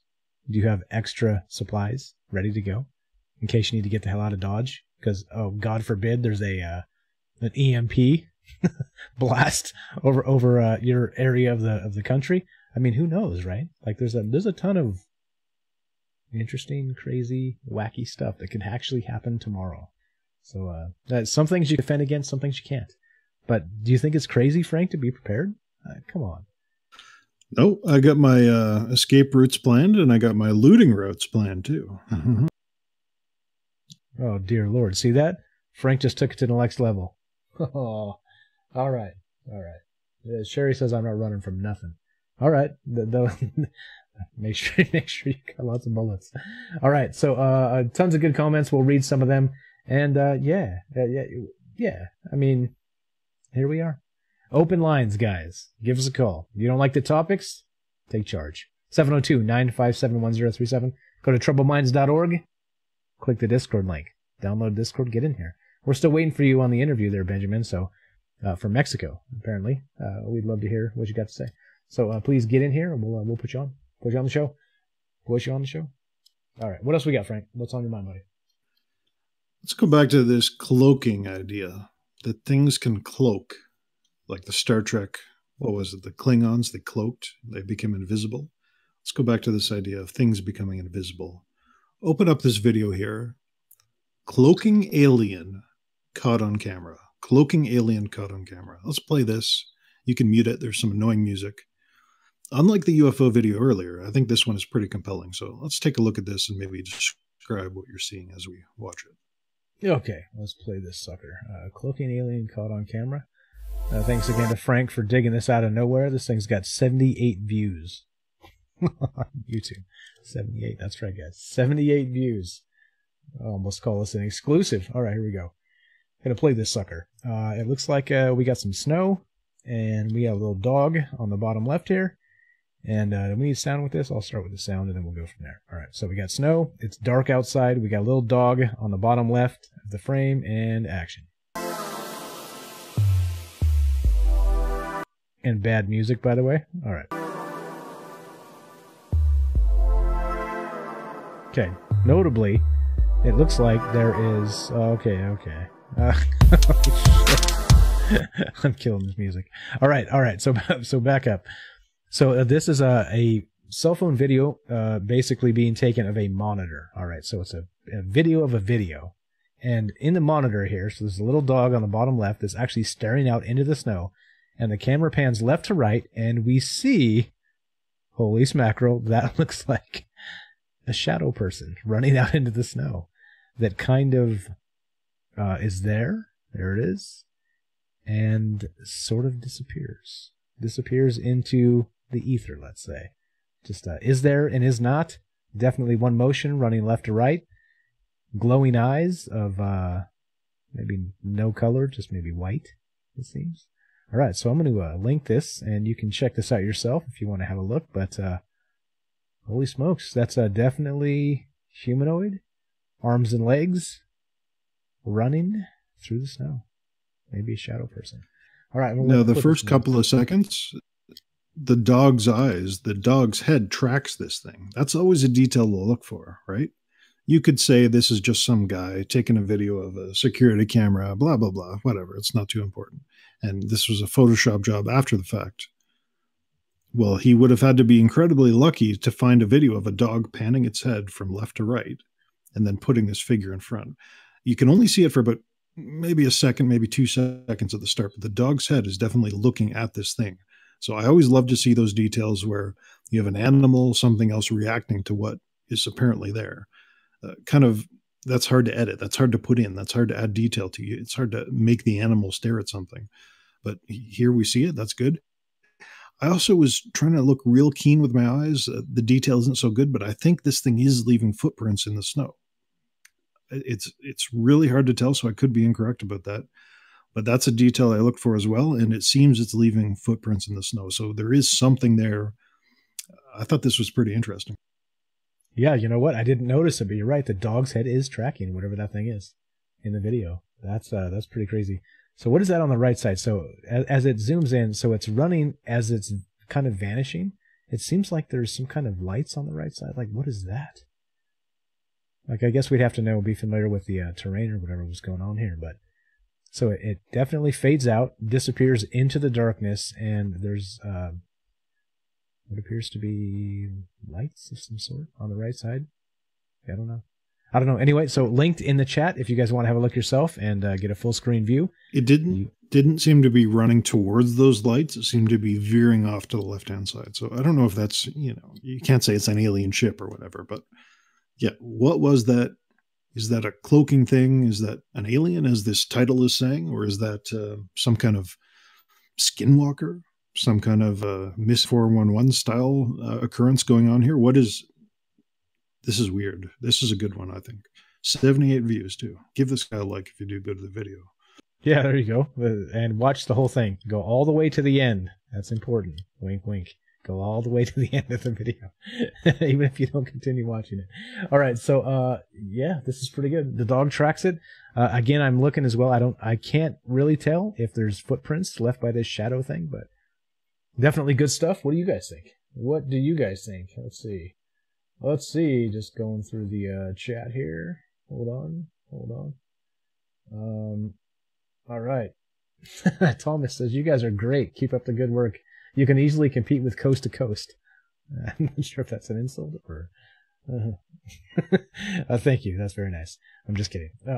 And then you need guests, though. Yeah. We have guests. Hey, if anybody knows guests that want to be on the show, too, let us know. We'll put them on. We've had a guest. We had a guest once. All right. So, Sherry says, absolutely cloaking going on. Okay. All right. Fair enough. All right. So, again, open lines, guys. If you have comments on this, or you've seen something like this, or do you think there's something sketchy about this video, or definitely real, let us know. We want to know. That's why we're talking about this. We want to know what you think. So give us a call, 702-957-1037. Go to troubleminds.org. You can find the phone number and the Discord link. Get in here. Give us a call. Tell us what you think. Is this real or is this not real? I think I'm with Frank. At first I was like, okay, well, it's definitely humanoid. It's definitely running left to right. It doesn't look too sketchy, as far as fake-wise, right? It's half and half. But you go to the first few frames here, and Frank's got an amazing point. That dog is tracking that thing. It's watching something move, right? Its head is definitely following it. So, good spot, Frank. I would have missed that. I'd have written this one off as a phony. But that's a very, very good detail right there. The dog knows, right? The dog. I can't recall which video it was. I know because we play a lot of videos, but I know we had one probably a month or two back, a very similar thing, an animal tracking. I believe it was a craft in the sky, looking at it. Oh yeah, it was the video with there was like a wall in front, remember? And there was a dog barking at it. But yeah, that's another good detail to look for in these types of videos. If there's any interactions in the scene, so to speak, if the birds stop chirping, if the the trees are moving out of the way, all this kind of stuff. Look for those details too. So this is how you do it. This is how you do it, folks. You just gotta look at these videos, try to pick pieces out of them, and I think this is real. First one, that barn footage, that was nonsense. This one, though, is pretty creepy. Yeah, I agree. And again, the dogs see things that we don't see, right? They've got extra sensory ESP, right? Dog ESP. They hear things we don't hear, and they see things we don't see. So that dog is definitely on something. So yep. I'm sold because the dog is sold. So that would have to. It's a clever editing job if they did that to fake us. So I'll give them that. But again, how many views? 70 views on that video. Check it out, guys. Roll the whole thing. Make it viral. roll it a few times. All right, let's see. John says, Frank, look up security guard ghost on camera and see it in person 3 different times. Yeah, you know what? We've seen some of those. We've seen quite a few of those. All right, moving the chat over. All right. Yeah, we've seen quite a few of that stuff. So, All right. So chat. Looking for some chat. All right. Let's see. Can you view the video in a different light spectrum? Probably. I'm not good with video that way. If anybody is, we had Gregory doing some Photoshop stuff, but if anybody's good with video and can change the contrast and whatnot, that would be amazing. If you want to do that, that would be really cool. Benjamin says, love your show, though. Thanks, buddy. Appreciate that. We love that you love the show. We love that you listen. All right, so that's chat. We're caught up. Let me check YouTube. Anything on YouTube going on, Frank? Here, not quite. Carla Mids says, "What's up? Thanks for showing up." Alex Jones denies UFOs are real. I'm not. I don't know. You I'm inclined to actually support him. The more we look into this stuff, I think he's saying UFOs in the standard sense, though. That's always the issue with Alex Jones, is you go to interpret what he's saying. So my interpretation of what he's saying is that interdimensional UFOs are real, but UFOs from a distant solar system that have sped through space to get here, taken years upon years upon years, that's nonsense. The more I think about that idea that they've taken all this time to fly on over here, the more I think that's super ridiculous. But interdimensional aliens from the next dimension over, or coexisting with us and we can't even see them. I'm starting to weigh towards that theory a little bit. Okay, I'm with you. Todd says you can do that with generic Windows Movie Maker. Make us one, Todd, pretty please. We'll play it. If you can fool us with generic Windows Movie Maker, I want to see it. It's one thing to say, right? It's another thing to do. If you can do this easily, well, let's make the UFO channel. You're right. I mean, hey, if you can do it, you can do it. All right. What's up, Dave? Says, yo, my bros. Yo, what's up? And Timothy says, yep, right on, Frank. You got a lot of fans here, Frank. You got a lot of fans. Lots of people saying, Frank's right. Frank's really smart. Frank this, Frank that. It's pretty good. And then Carlo Mids says from, sorry, I'll let you respond real quick. No, go ahead.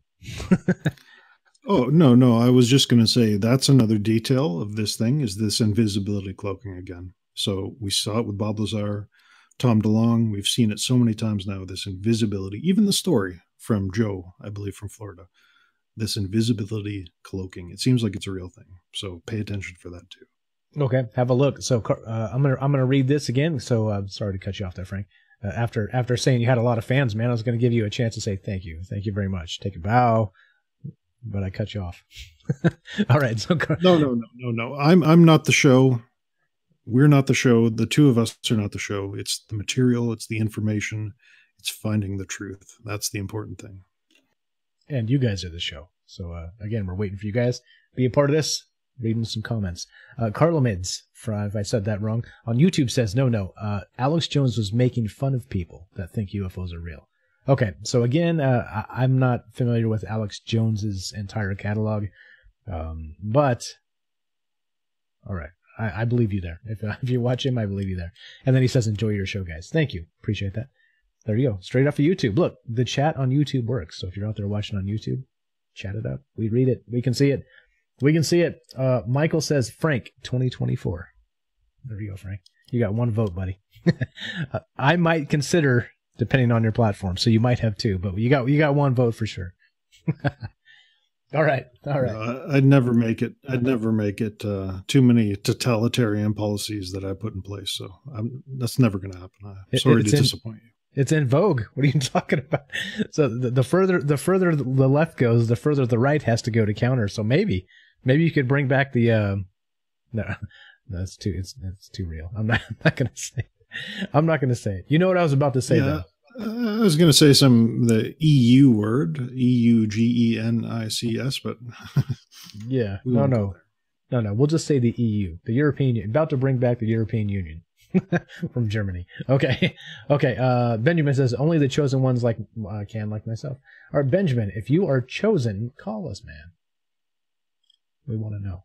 We want to know where we're wrong. We want to know the answers. If you have answers, we're asking questions, so we're a match made in heaven. So call us. You know what to do. Someone in the chat. Oh, sorry to interrupt you there, but someone in the chat did have an answer. This security officer captures a ghost while at work. And I think we should play this one too. I remember seeing this I don't think we ever played it, but this is another example, a great example of someone interacting with whatever they see in the frame. This is good. We should pull this up after you're done reading those comments. Okay, we should. Do you have a link? Send it. Send it. What am I looking here? It's in the Discord. In the Discord. All right, let me pull this up in the Discord. Oh, no, we looked at this, didn't we? We've seen this. We did a show with this. I can't remember if yes, we saw did. that. Or... Oh, yes, we did. All right, well, we should play it anyway. It's only a minute long. It's pretty good. All right, yeah, I remember this. This was the security guard that actually saw the thing go by, and he stood up and was like, "What the hell did somebody see that?" He said something like that. All right, spoiler alert, because we've seen this. But all right, we'll catch up to the comments in a second. We're going to play this video. We're going to go full screen and play this sucker. All right, action. So we got a, what is this? All right, here we go. Damn it, really? Damn intros. All right, here we go. So this, we got a security guard just chilling. Looks like some kind of, we talked about this. So it's like some kind of a vapor goes by in front of him on camera. I saw that shit. I saw that shit. and then he stands up and I saw that shit. So not only did it appear on camera, which we're seeing like a replay of some sort of security footage, the security guy stands up in real time on camera and says, "I saw that shit." All right, going to play this again. Oh, crap. Past the intro. All right, 9 seconds in. I'm going to link this in the chat. And here you go. Here's one. Here's one. Link it in the chat if you guys want to check it out. Pretty good stuff. I think this one's pretty good.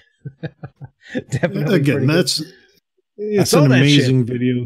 I saw puts his hands behind his back. He's like, "What the heck is this?" And then he throws his hands up in the air, and he's clearly freaked out. And then he points at it. He points at the camera. That, like, maybe he was putting on a play. It's a great performance. Whatever. I saw that. The fact that I saw that. He shit. saw that. He saw that shit. But the fact that he had to record I saw that shit. The monitor in order to get this. And then sorry, it's muted. Go ahead. Yeah, the fact that he had to record the monitor to get the footage suggests to me he doesn't have access to the raw footage. Does that make sense? He had to use his phone to record the monitor to get the footage. So if he didn't have access to the raw footage, that suggests that he couldn't have edited the footage in the first place. I think that's another good, strong point for this thing being real. Yeah, so exactly. So in many cases, right, some of these private security firms are not allowed, right? They'll be in serious trouble, lawsuits, and the whole deal if they release this stuff to the public. So just like Frank said, if they had the raw footage of this, it wouldn't be on a cell phone camera like this. So it's kind of like they snuck this out. And obviously, the people inside know something's going on here. So, yeah. I mean, like it could be faked for sure. For sure. Like everything can be faked. We have to have the open mind that we can be fooled. But, I don't know. This one to me seems more credible than most. That dude stood up perplexed, arms up, said, "I saw that shit." Yes, it's like I'm not doing anything. Like, what was that? And then he points over to where it is, and before he sits down, and yeah, points to the camera, says, "Did you got that right? You saw that?" So of course, it could be faked, right? Like Hollywood is faked, all of Hollywood is faked. So it's within the realm of possibility. But I think this one I'm doing a coin toss on. Yeah, it looks legit. It's pretty legit. That's again this interaction with the scene. I think that's very important. So go back to that. Well, you don't have to pull it up, but that video Kelly, I believe, posted, UFO floating in the forest, right? Imagine if that guy had leaned a stick against this floating craft.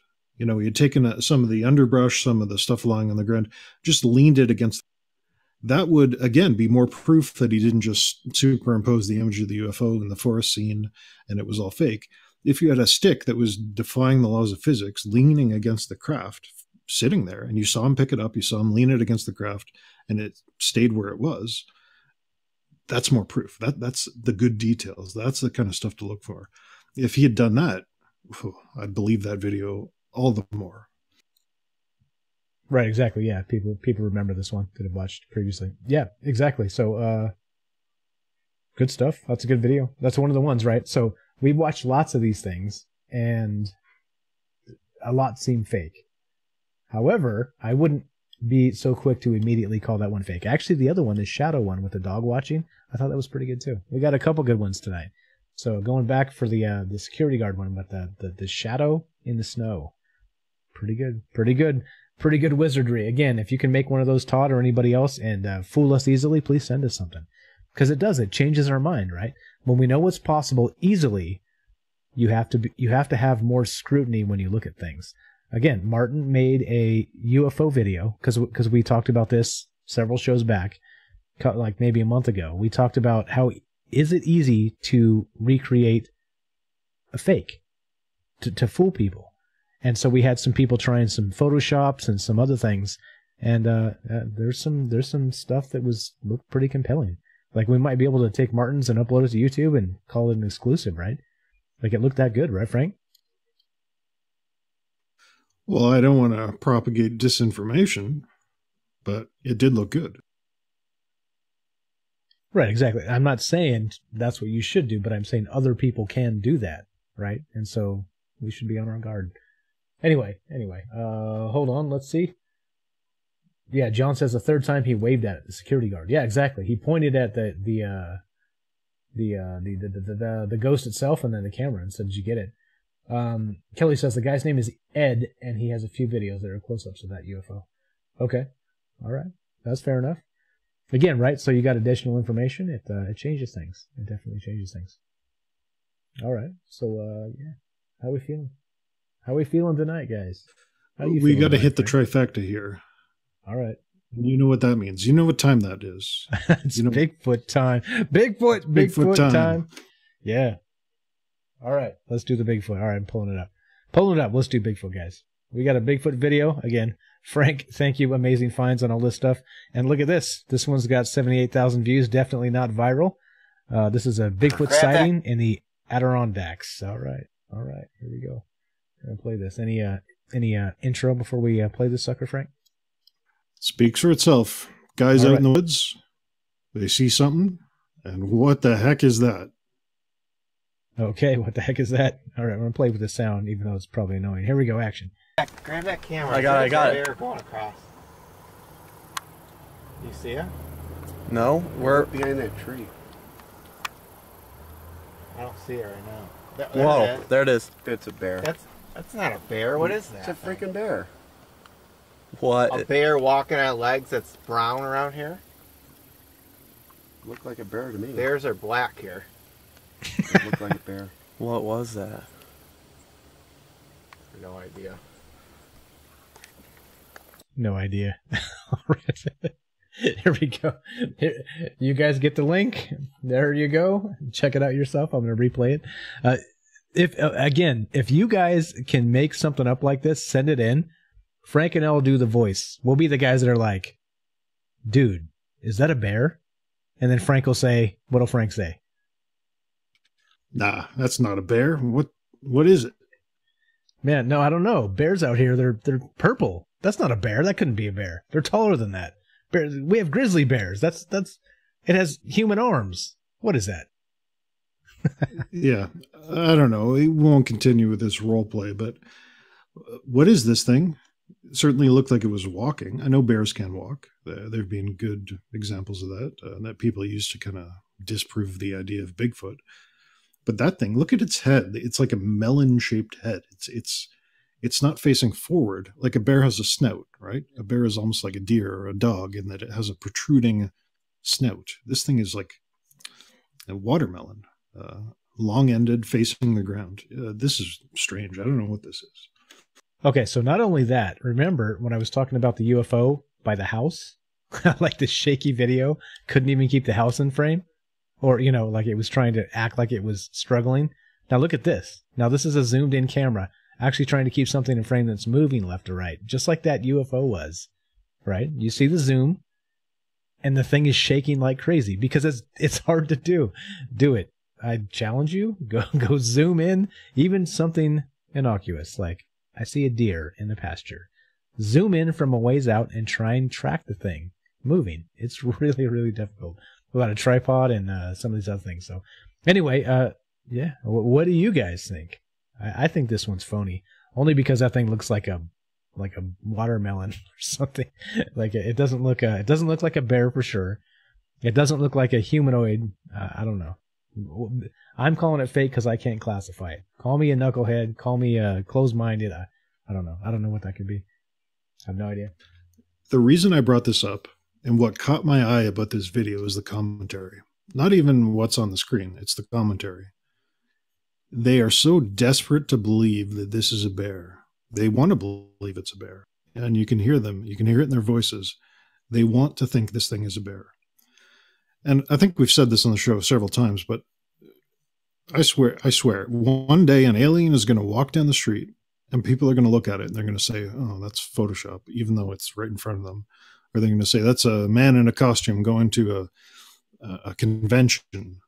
They're going to say something like that. Or this is a joke. It's a prank. There's a guy over there. It's candid camera. That's what they'll say because they'll be so desperate. And remember, in this situation, that's a real alien walking down the street. They're so desperate to believe that it's something else, that it's just there's a mundane reason for it, that they won't accept the fact that it is actually a real alien. And that kind of caught my attention here, is they're desperate to believe that this is a bear. They don't want to even entertain the possibility it's anything else. At least two of the guys there anyway. Yeah, definitely. Todd says it's a silverback gorilla. It's walking with his arms in front. All right, fair enough. Fair enough. And Philip wants to know any clue on where this video was recorded. I do not know. Does it have anything in there, Frank? Let's take a look here real quick. Oh, Adirondacks. Yeah. That's where is that? Hell, I don't even know. My geography's terrible. Let's find out. It says a small mountainside near Old Forge, New York. Okay, there we go. Old Forge, New York. Nah, never heard of it. I've heard of New York though. I'm pretty sure you guys have to. Okay, so there you go. That's where it was taken. There are bears in that neck of the woods, obviously, but do they look like silverback gorillas that are purple and walk like watermelons? I'm not so sure. I'm not so sure about that. But hey, I could be wrong. I've been wrong before. And I'll be wrong again. That's the best part, right? You can be wrong. It's fine. It doesn't end all of it. Benjamin says gorilla for sure. Paul says, shut up, Todd. Todd escalates it. Wow. This is news today. You guys get Twitter accounts and do this like back and forth. We'll do a news story. We're journalists now. Sure. Come on, people. Be nice. All right. So, yeah. Josh says New York. Yeah. What's up, Josh? All right. I'm having too much fun. I need a beer, Frank. We got like 10 minutes left. How you feeling, buddy? Feeling pretty good. Let's open up a story as you step away for a minute. io9.gizmodo. No, actually, not that one. Oh, open up this translate.google.com. You see that link? Open that one up. Yeah, and, I got it. I'll read this out as you go. Okay, so, hold on. Let me. So it's in there, but it didn't actually translate the link.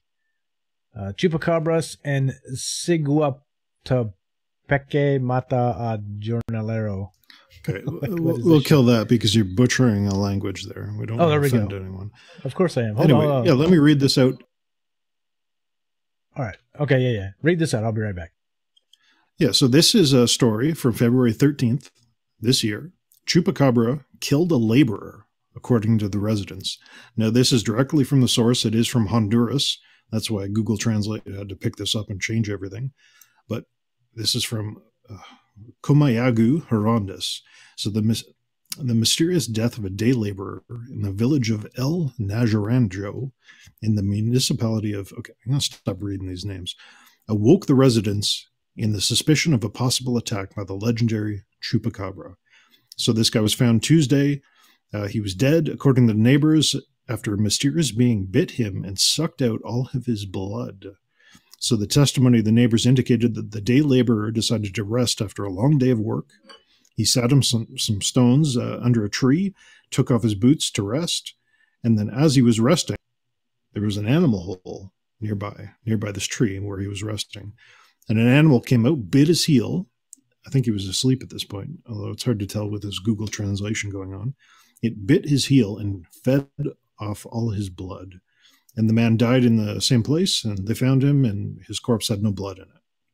So they're saying this thing is the Chupacabra in Honduras. I don't know. This is right from the source. We got testimony of the neighbors. We got a body found drained of blood. Lots of chupacabra sightings in the area. We'll get to some of those in a minute. Could this be the chupacabra killing a person? What do you think? Are you back? Looks like a pink bunny rabbit to me. Yeah, I'm back. Thank you. No, there's no photos. This is just a stupid photo they put to capture attention. But, I see. This is the clickbait. Again, the details. The details of the story are, in case you missed it, peasant, long day of work, sat down for some rest, took off his boots to relax under a tree, fell asleep. An animal crawled out of a hole, bit his heel, and drained all of his blood out of his body. And they found this guy dead. What do you think of that? That sounds solid to me. It sounds like a cattle mutilation, right? We get these cattle mutilations happening that are devoid of blood, the tongue cut out, the anus cut out, the surgical type action. I mean, hey, if it's happening to them, it could happen to us. That didn't happen here. This guy wasn't missing any body parts, just drained blood. I'm just saying. So you the cattle phenomenon thing is you get something similar, and they're missing their blood. So I don't know. I don't know. I mean, again, aliens, chupacabra. I have no idea. What's chupacabra mean? Anybody know out there? The translation. Devil dog or something like that, I believe. No, I know. I'm gonna let it go though. I'm gonna let it go. See if anybody knows. Okay, so it should be remembered. This is from the article in the translation that the term chupacabras refers to a legendary cryptid that is a hypothetical animal. This is described as being the attacks of others of different species in livestock and rural areas. Hey, that's a pretty good translation. I saved some of it, but yeah. Google Translate. Go, buddy. You got us. Yeah. But this isn't the only case, right? This is, again, it lends to the chupacabra legend where it's a goat sucker is what it actually means, chupacabra. But it's because they suck the blood out of goats. And, obviously a person in this case. So I wonder, okay, this is February 13th, 2019. I wonder if we look into this, if we can actually find that the guy is actually deceased. That'd be interesting, eh? Yeah, unless it's entirely fake news. Yeah, there's a dead person, and he has no blood in his body. So I don't know what to think about this. They could just be making it up. It seems like a kind of an odd thing to do, a peasant in Honduras to make up a story, make up a reason he died. Right, exactly. Benjamin. Okay, hold on. I'm calling BS on the Benjamin. Benjamin says he's from Mexico, and he says, bedtime. Chupa means suck, and cabras I don't know. How are you from Mexico and you don't know what that means? You're in Mexico currently. Okay, all right. Goat sucker, says Juan Carlos. Thank you. Yes, that's what it means, goat sucker. Okay, so anyway, yeah, exactly. I don't know. Ash says no one stopped the animal. How do they know what happened with the animal? Again, probably fake news, speculation, clickbait. All you have to do is look at the picture. Remember, we talked about this quite a bit. When you're looking at the news cycles, the picture tells you a lot, right? The actual photograph tells you a lot. That doesn't necessarily mean it's grotesquely fake and fabricated. However, the photo gives you a really big clue, right? Yeah. For sure. I mean, a little bunny rabbit, pink bunny rabbit with a tail, with a doggy tail. Yeah, no. I don't know. What do you think, Frank? Chupacabra? Or something else? So I don't subscribe to that theory that the picture gives you a clue. Maybe for political stuff where they show Trump looking like a dummy all the time, you can see it there. But I think that news stories nowadays you have to have a picture. If it's just text, no one clicks on it, no one looks at it. So, de facto, they're going to pick a crazy, sensational picture and put it up. I don't know. Someone's dead. He has no blood in his body. There's this myth of chupacabra in the area. Honduras is a hot spot for this thing. Heard his name. Couldn't really see it. This was the only publication in the area. Maybe we'll see more. Maybe an autopsy will be done, but I couldn't find any additional detail. Okay. If anybody lives in or near Honduras that can get us some additional information, please send it. Ash, I'm calling you out. Give us a call. He says he's got some stuff about ETs, extraterrestrials, aliens, and he's also the guy who linked the Alex Jones. So, hey, man, we started with your thing. Let's end with your thing. Give us a call, Ash. Tell us about some aliens. Anything else in the meantime about this, Frank? You want to just shoot the shit? Hang out? Cheers, buddy? How about this? Cheers, we can move on. Why don't we open... no, I try to take this show seriously. I don't drink during the show. It's very important. Very important. Why don't we open up Chupacabra caught in Maryland? A couple from Maryland claims they've caught the Chupacabra. They captured a young version of it. It was eating a cork tree. Okay? So let's pull this video up, ABC News, and Chupacabra, what it looks like. All right, let's see. Let's see. What is this? Is this a video here? What's going on with this? All right. A couple in Ratcliffe, Texas, has captured a creature that they may believe it proved the existence of the mythical Chupacabra, which we just established as a goat sucker, Chupacabra. And here it is. No, the link above that, abcnews.go.com. Wait, what? I got the wrong one? Oh, how many Chupacabras do we have tonight? Holy shit, Frank. All right, here we go. I got it. We have to satiate the audience's need for cryptozoological creatures. We do our research here. We take this stuff seriously. So we got a video of a couple who've caught the Chupacabra on abcnews.go.com. Okay. Yes. Exactly what I just said. Action. This thing appears to be like, it looks like a hairless fox. Or that's, looks like, yeah. Or, I'm not sure. Like a small deer? I don't know. Wait, they caught it? No, come on. Yeah, it was eating a cork tree in the yard, and they caught it. And so I love the speech in this article. Here's what the lady said, the wife. He called me to come and look, and I said, Bubba, that looks like a baby Chupacabra. Stock told CrossroadsToday.com. And they captured this thing. And yeah, I don't know what it is, but I'd like to analyze the DNA, she said. The feet belong to a raccoon, it looks like. Also, its eyes are brown. Interesting, hairless. So they're not sure what this species is. How do you feel about that, though? That this legendary goat sucker, this creature that prowls the night, it's just an animal we haven't really classified and discovered. Or maybe it's the habit of an already existing animal that we just don't know about, to drink blood. It could be something perfectly mundane. I want to know how they caught it. How'd they catch it? Yeah, you're right. You're totally right. Sorry. I'm just geeking out here. Okay, so I don't know. What does it look like, though? Okay, no, you're completely right. So just because, again, we have the fallacy of humans and the fallacy of government and the fallacy of academia and science and the fallacy of the technocracy and major corporations, that we know everything, right? The hubris of the human being that we know everything. We don't. We don't. Not even remotely close. And so these are the things that we're talking about. These are trying to make sense of the world from things you don't know yet, right? So, I don't know.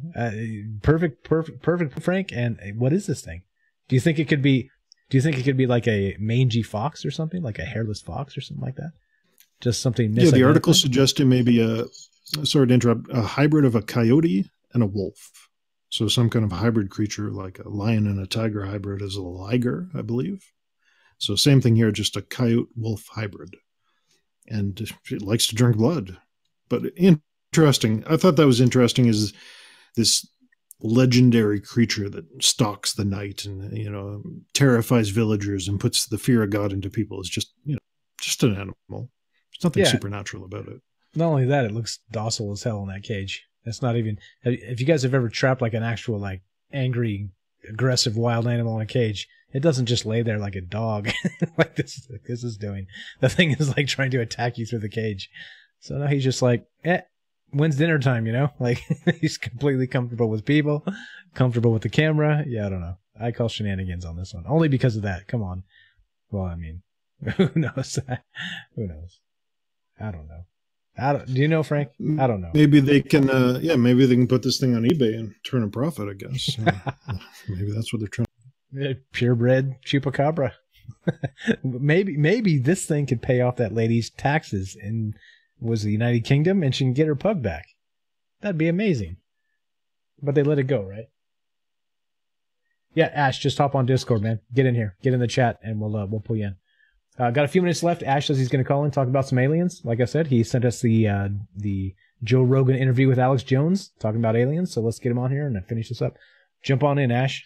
Got an eye out there? There is a caller in the caller queue here, but you'll have to unmute yourself. So Spiral, if you unmute yourself, we'll drag you in. Otherwise, we won't be able to hear you. In the meantime, though, why don't we open up another Chupacabra? Gizmodo.com.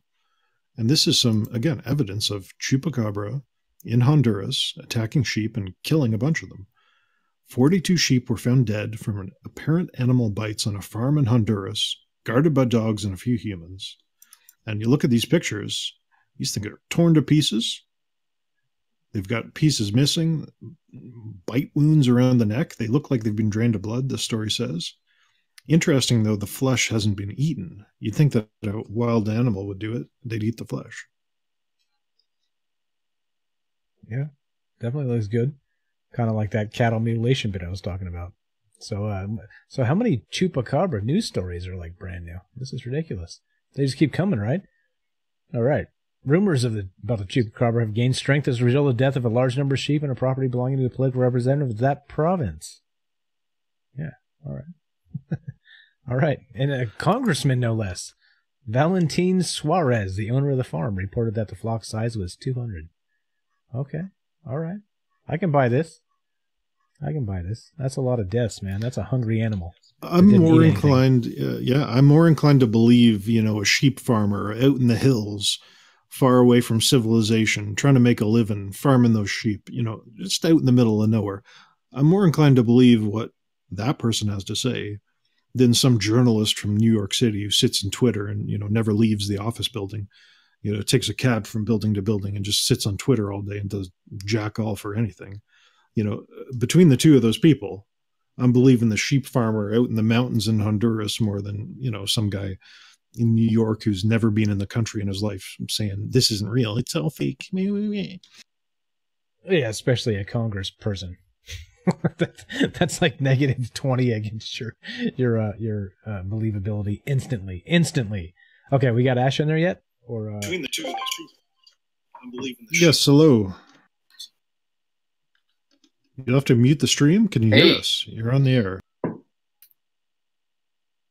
How's it going? Can you guys hear me? Yeah. What's up, Ash? You were on Troubled Minds with Frank and Mike. What's on your mind, my man? We can hear you. How you guys doing tonight? Great show. I'm dipping in and out and just keeping track. And I just wanted to talk about something that seems to be popping up a lot all over movies. You remember the Indiana Jones movie, the newest one that came out? Reports. Alex Jones was talking about it. DMT sessions, all that kind of stuff is like interdimensional entities. And maybe this whole time we've been talking about aliens, but we should be talking about interdimensional stuff.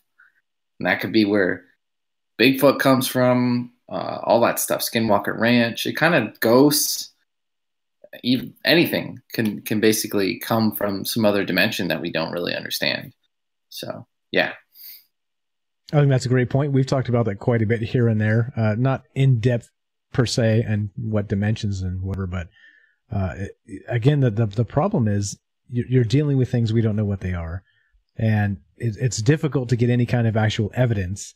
And so that would suggest that they are some sort of able to phase between these dimensions, or at the very least cloak themselves if they were, something from our universe. But yeah, that's completely it, man. Who knows, right?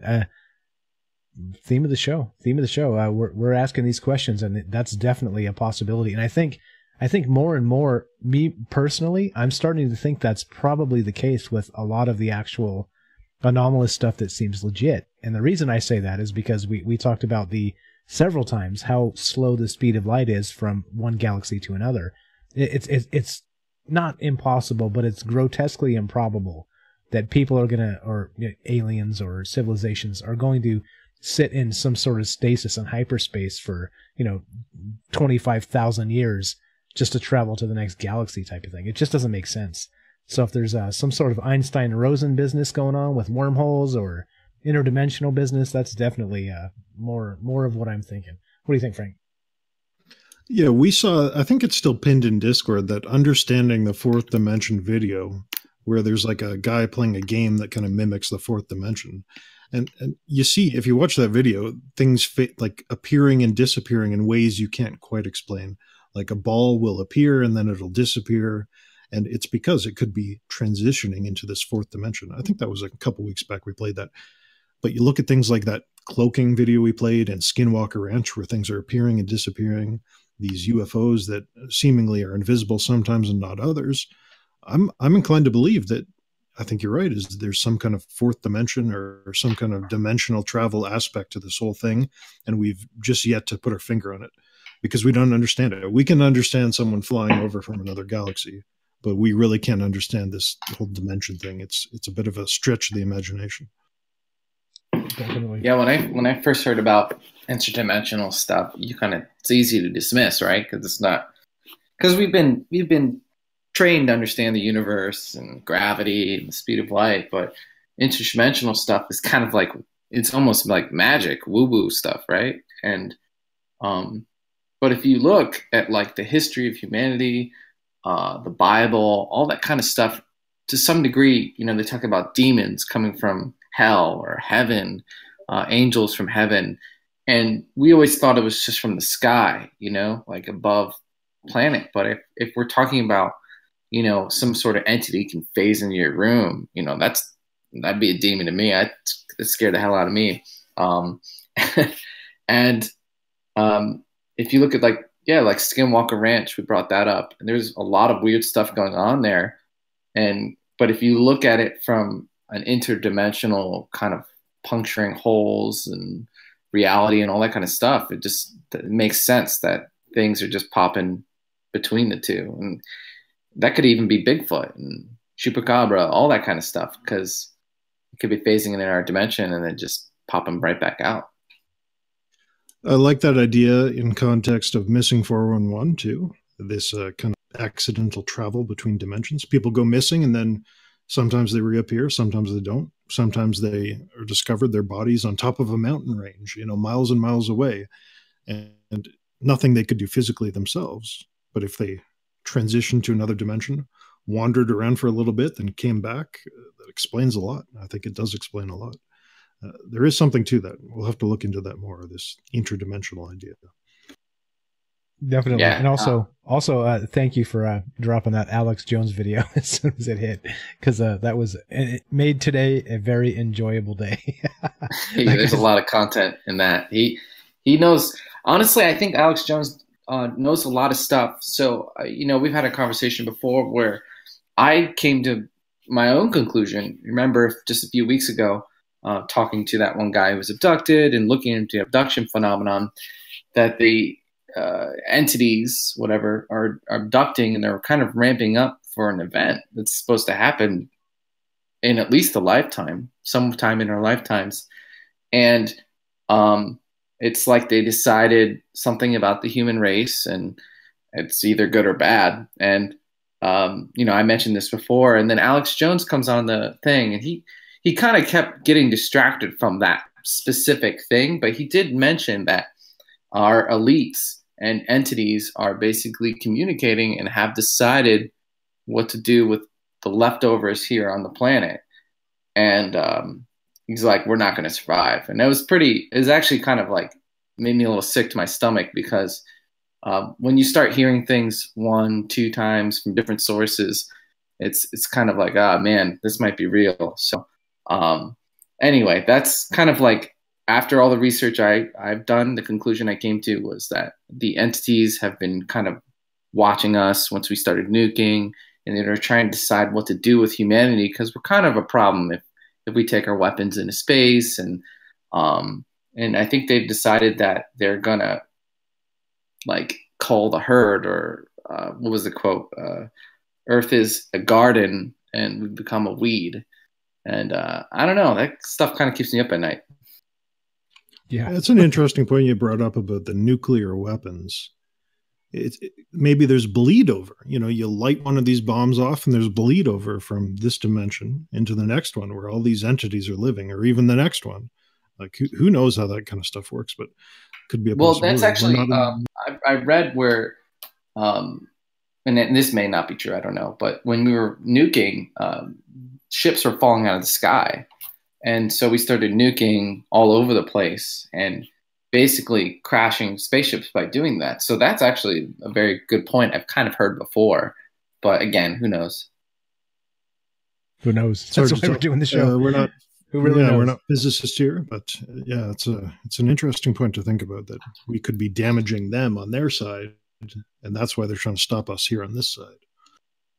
Yeah. So Sherry in chat says, "Yes, Frank, they feel it." So she seems to think that that nukes set off in this universe are felt in other dimensions. So it would make sense, right? Like after World War II, we had Nagasaki, Hiroshima, and shortly thereafter we had the UFO craze of the United States, which is of course the country that dropped the nuclear bombs. So yeah, all right. Certainly some things line up here. I think that's for sure. What I meant to say. Yeah. Anything else, Ash? While we got you on, we're about to wind this down. Well, yeah, I have like a million things, but I know you guys got to wrap it up. But yeah, I thought the Alex Jones interview, with the babies and his voice, he's kind of hilarious. And I'm glad that they got him back on, because it seems like, there was a move to silence him, to remove him, because he got Trump elected. And I think he knows a lot of stuff you got to sift through. And I'd be inclined to say that I think he'll probably be dead in the next few months, Alex Jones. That's my guess, because I think he knows too much. And this podcast was seen by a lot of people already. Like Joe Rogan's the biggest media in the world, isn't he? So I don't know. I think you're going to see a reaction to all this information, because he spoiled some real parties, whether you believe in aliens or extra-dimensional entities, whatever. But there's some stuff in there that's probably true and probably going to get spoiled, because he was, he tattled on them. So I thought it was really amazing, and the response to it was mostly positive, and a lot of people are more open-minded these days. So you guys are probably riding the right wave right now. Hopefully. So again, we're talking about if you guys haven't seen it, it is highly recommended. Check it out. Ash here dropped it in our Discord. If you haven't joined the Discord, go to troubleminds.org, join the Discord. There's a lot of good conversation going on there. And it was a big chunk of the show, because Ash said, "Hey, guys, check this out. Look what Alex Jones is saying." And so there's that. The second part is go check out that podcast. If you haven't seen it, Joe Rogan just dropped them with Alex Jones, and they talk about all kinds of mind-blowing stuff. So it's too much to brief here, but it's like 4 hours plus. It's a ton of good stuff. Check it out. Definitely good. Thank you again, Ash. Amazing for that share, because it was we're on the tip of the spear, right? It's coming out of Alex Jones's mouth, and we're talking about it the next day. So definitely good stuff. We appreciate that a lot. Hey, no problem, guys. I checked thanks for having me on. Yeah, thank you. I have a movie out now. I checked the trending tab on YouTube. That's where all the trending videos go. The new exciting stuff, the stuff that's really rising to the top. Not there. It wasn't on there. A clip of Alex Jones interviewing Dr. Phil that a couple of days ago was on there. But this one, 4 million views in near 12 hours. Nowhere to be seen. I have to wonder why that is. And he was speaking about them killing Alex Jones. That's an interesting point, because first they ignored him to try to, not give him any relevance. Second, they tried to deplatform him, take away all his means of communication, still trucking along. Then they tried to sue him into oblivion, all these lawsuits he's been facing. He seems to be fighting back pretty well against those things now. What's the next step? Yeah. Let's kill him. Deplatformed? Right? Yeah, who knows? Exactly. Especially since he gets a platform like the Joe Rogan podcast. That's a good point. So if anybody out there knows anybody that can help Alex Jones, please deploy the defense. Oh, geez. Here we are. The end of another one, Frank. He went into I got to go on a little bit more. He went into a point there about the banking system essentially giving him a poor credit rating. I don't know if you listened to that part. I did. I caught that. Yeah, he had this perfect credit rating. He could sell his supplements and supplies to fund his own operation, because he doesn't take advertisers and all that. He's not beholden to advertisers. And essentially, they kind of ruined that by giving him this poor credit rating by stripping away his bank accounts. And lo and behold, the SPLC, labeled him a hate group, and they used that as the justification to do it. So very similar to the David Icke thing we talked about earlier, this labeling and deplatforming thing. Yeah, ignore him, deplatform him, sue him to oblivion, take away his bank accounts. He's still going. What do you do next? He's still going. It's the Streisand effect, right? If you don't know what that is, look it up. We've talked about it before. It's the Streisand effect. You cannot suppress what people are interested in hearing. It cannot happen. It just is not a thing. And so the harder they come down on this man, the more his message will get out. So there's that, right? And so there's at least some hope for there when they start smearing us as anti-Semites, Frank. So, hey, right? There's a silver lining. Couple quick shout outs as I cue the outro music. Thank you to Sorceress Records for the intro music. You can find them on SoundCloud. Thank you to Radioactive Beats for the outro music. You can also find them on SoundCloud. Check them out. Friends of the show. They want to contribute. They want to help us out. We appreciate you listening. Anything else, Frank, as we roll this out? That's it. Keep paying attention. Keep looking at the sky. Keep looking in the dark, and you may see something you don't expect. There you go. That's what it's all about. That is what it's all about. All right, guys, it's the end of Thursday night. Sunday, we will be back. Actually, Frank, are we doing a new time on Sunday? Are we doing this? Can you hear me, Frank? Testing 1 2, Frank. All right. We may have a new time on Sunday. Stay tuned. Follow us on Twitter. Join the Discord. We may go a couple hours earlier on Sunday, so be on your toes. If you don't want to miss a Sunday, we're going to roll back a Sunday a little bit so I can, not get drunk or get drunk earlier or whatever. So anyway, we're doing that, and here we go. You're listening to Troubled Minds Radio. I'm your host, Michael Strange. I'm here with your co-host, the magnificent Frank Pierce. At least I was. I don't know if he's still here. Remember, you can help us. Spread the word. Go to troubledminds.org, the official website. Follow all our socials. Watch the videos on YouTube. Watch time counts. Give us reviews if you like this show. If you don't like this show, that's fine too. It's all good. Give us reviews. Reviews are good. Tell your friends. Tell your enemies. Tell the cousin nobody likes. Get them in here. Because the truth needs to get out, and you cannot silence the truth. So yeah. Whoa. I just went on a rant. Thank you for listening. We appreciate it. From our troubled minds to yours. Have a great night.